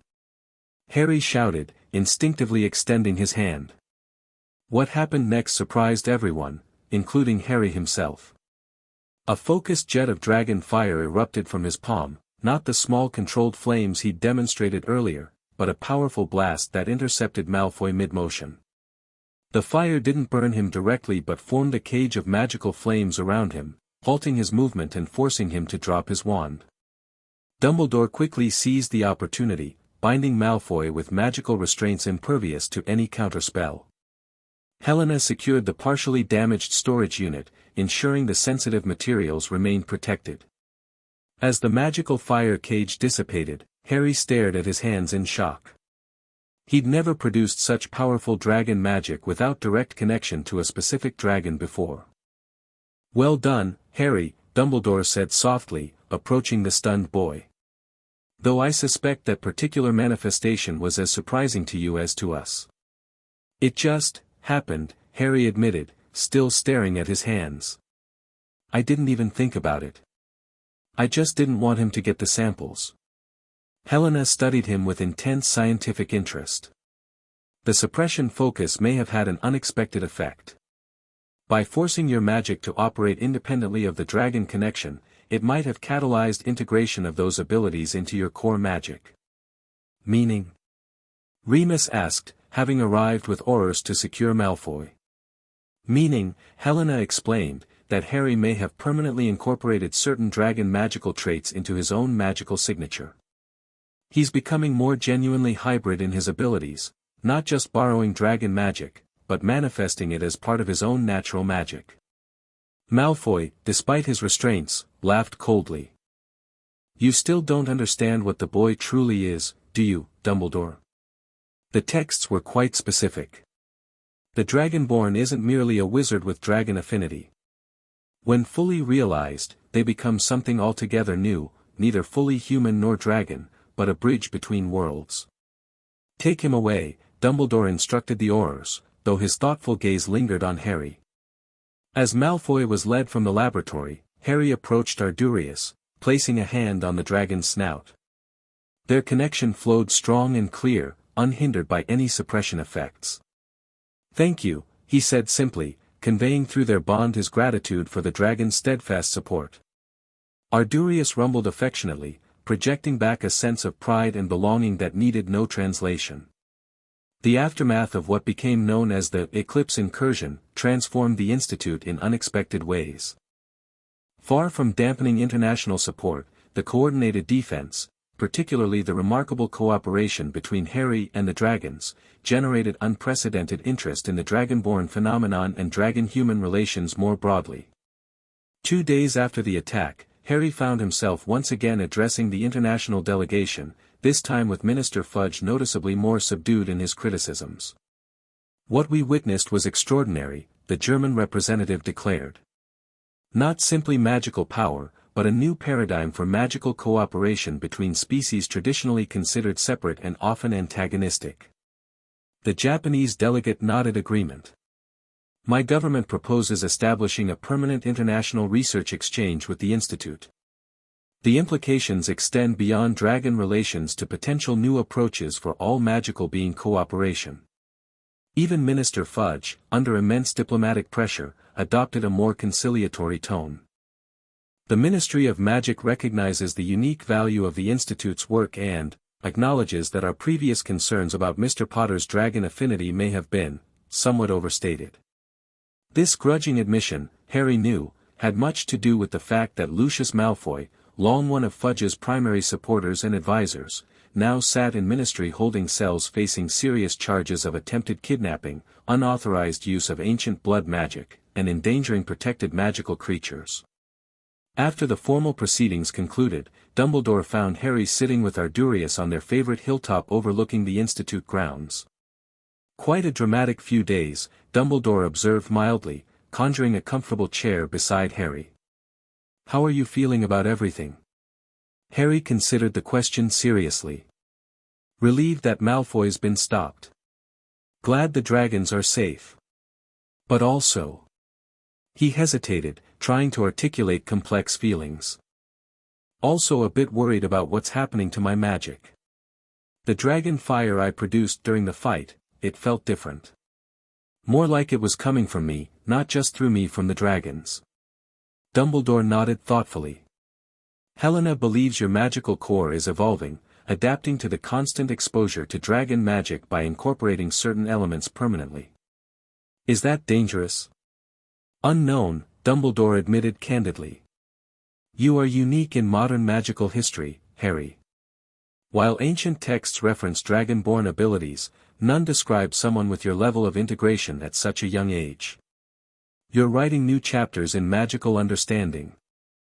Harry picked at the grass beside him, suddenly looking very much like the 8-year-old boy he was beneath all the extraordinary abilities. "Sometimes I wish I could just be normal. Have regular parents, go to regular school." "That's perfectly understandable," Dumbledore said gently. "And I must take some responsibility for your unusual circumstances. My decision to place you with your aunt and uncle led me to the dragons," Harry interrupted, surprising Dumbledore. "If I hadn't been so unhappy there, Ardurius might never have sensed me or broken free to find me." Dumbledore's eyes widened slightly. "A remarkably generous interpretation of my mistake." Harry shrugged. "Helena says everything happens in patterns we can't always see while we're in them. Maybe this was always supposed to happen." "Perhaps," Dumbledore agreed, his eyes twinkling. "Though I still regret the suffering you experienced before finding your dragon family." They sat in companionable silence for a few moments, watching dragons soar peacefully above the Institute. "What happens now?" Harry finally asked. "With Malfoy caught and the Ministry backing down. Now," Dumbledore said thoughtfully, "we have an opportunity to build something truly extraordinary. The international support generated by recent events provides political protection and resources beyond what I'd hoped for. The Institute can expand its educational program, develop new research initiatives, perhaps even establish dragon diplomatic exchanges with other magical communities. And me? You, my boy, will continue growing, learning, and developing your unique gifts, but hopefully with fewer dramatic interruptions." Dumbledore smiled warmly. "You'll continue your education here until Hogwarts age, dividing your time between standard magical studies and your special dragonborn training." Harry nodded, having expected this answer. "And the dragons? Will they stay here?" "Those who wish to, certainly. Though Helena has suggested something interesting, that as your abilities grow, you might eventually help establish new dragon sanctuaries based on cooperation rather than containment. Dragons living near wizarding communities by choice, with dragonborn facilitators helping maintain peaceful relations. Harry's eyes lit up at this possibility. That sounds brilliant. Dragons shouldn't have to hide away in reserves. They're intelligent beings who could teach wizards so much if given the chance. Dumbledore chuckled. Indeed. And I believe you'll be instrumental in helping both sides understand each other better. He rose from his conjured chair, which vanished silently. Now, I believe your friends are looking for you. Something about a pick-up Quidditch match with modified rules to allow dragon spectators. Harry jumped up excitedly. Ron figured out a way to make the snitch visible to dragons so they can follow the game properly. I promised Ardurius I'd explain the rules before we start. As Harry rushed off, Dumbledore watched him go with a mixture of pride and contemplation. The boy balanced so many worlds, human and dragon, child and magical prodigy, ordinary student and extraordinary dragonborn. Whatever challenges lay ahead, Dumbledore felt increasingly confident that Harry Potter would face them with the same remarkable adaptability and compassion he'd already demonstrated. 3 years later 11-year-old Harry Potter stood on platform 9 3/4, surrounded by an unusual group of well-wishers. Remus adjusted Harry's school robes for the 5th time, while Helena gave last-minute instructions about maintaining dragon connections at a distance. Charlie and several other institute staff offered additional advice about everything from classes to Quidditch. "You've got the communication mirror?" Remus asked anxiously. "And the special parchment for emergency dragon calls?" "Yes to both," Harry assured him, patting his enchanted messenger bag. "And I'll write every week, I promise." Ron Weasley bounded up to them, already wearing his Hogwarts robes and practically vibrating with excitement. "The train's boarding. Come on, Harry, let's get a good compartment." After a final round of hugs and goodbyes, Harry followed Ron toward the Hogwarts Express, weaving through crowds of students and parents who tried not to stare too obviously at the famous boy who lived in Dragonborn. "Nervous?" Ron asked as they found an empty compartment and stowed their trunks. Harry considered the question. "A bit. It'll be strange being away from the dragons for so long."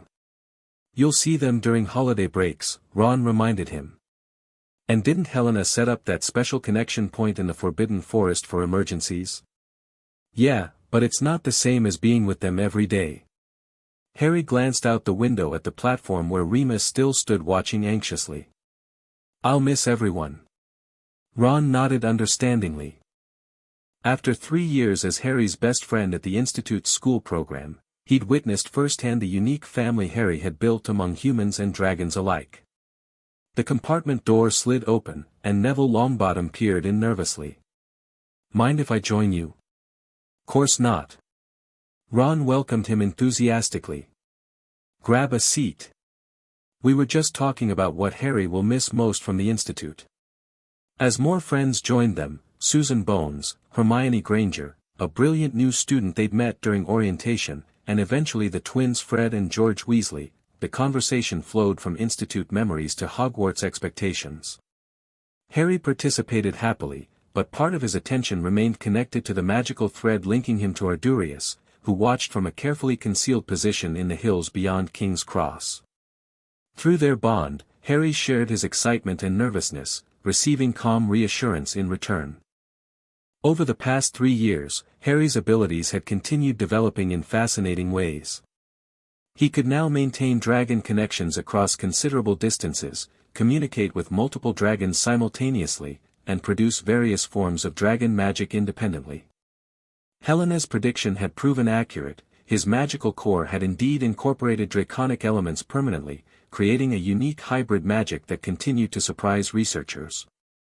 Politically, the Institute had flourished under international protection, expanding its educational program to 30 full-time students specializing in dragon studies.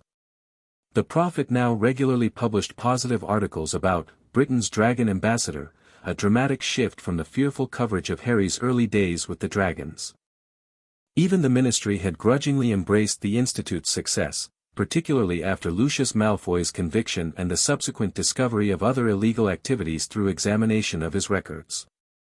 Minister Fudge, desperate to distance himself from the scandal, had become an unlikely supporter of progressive magical creature policies.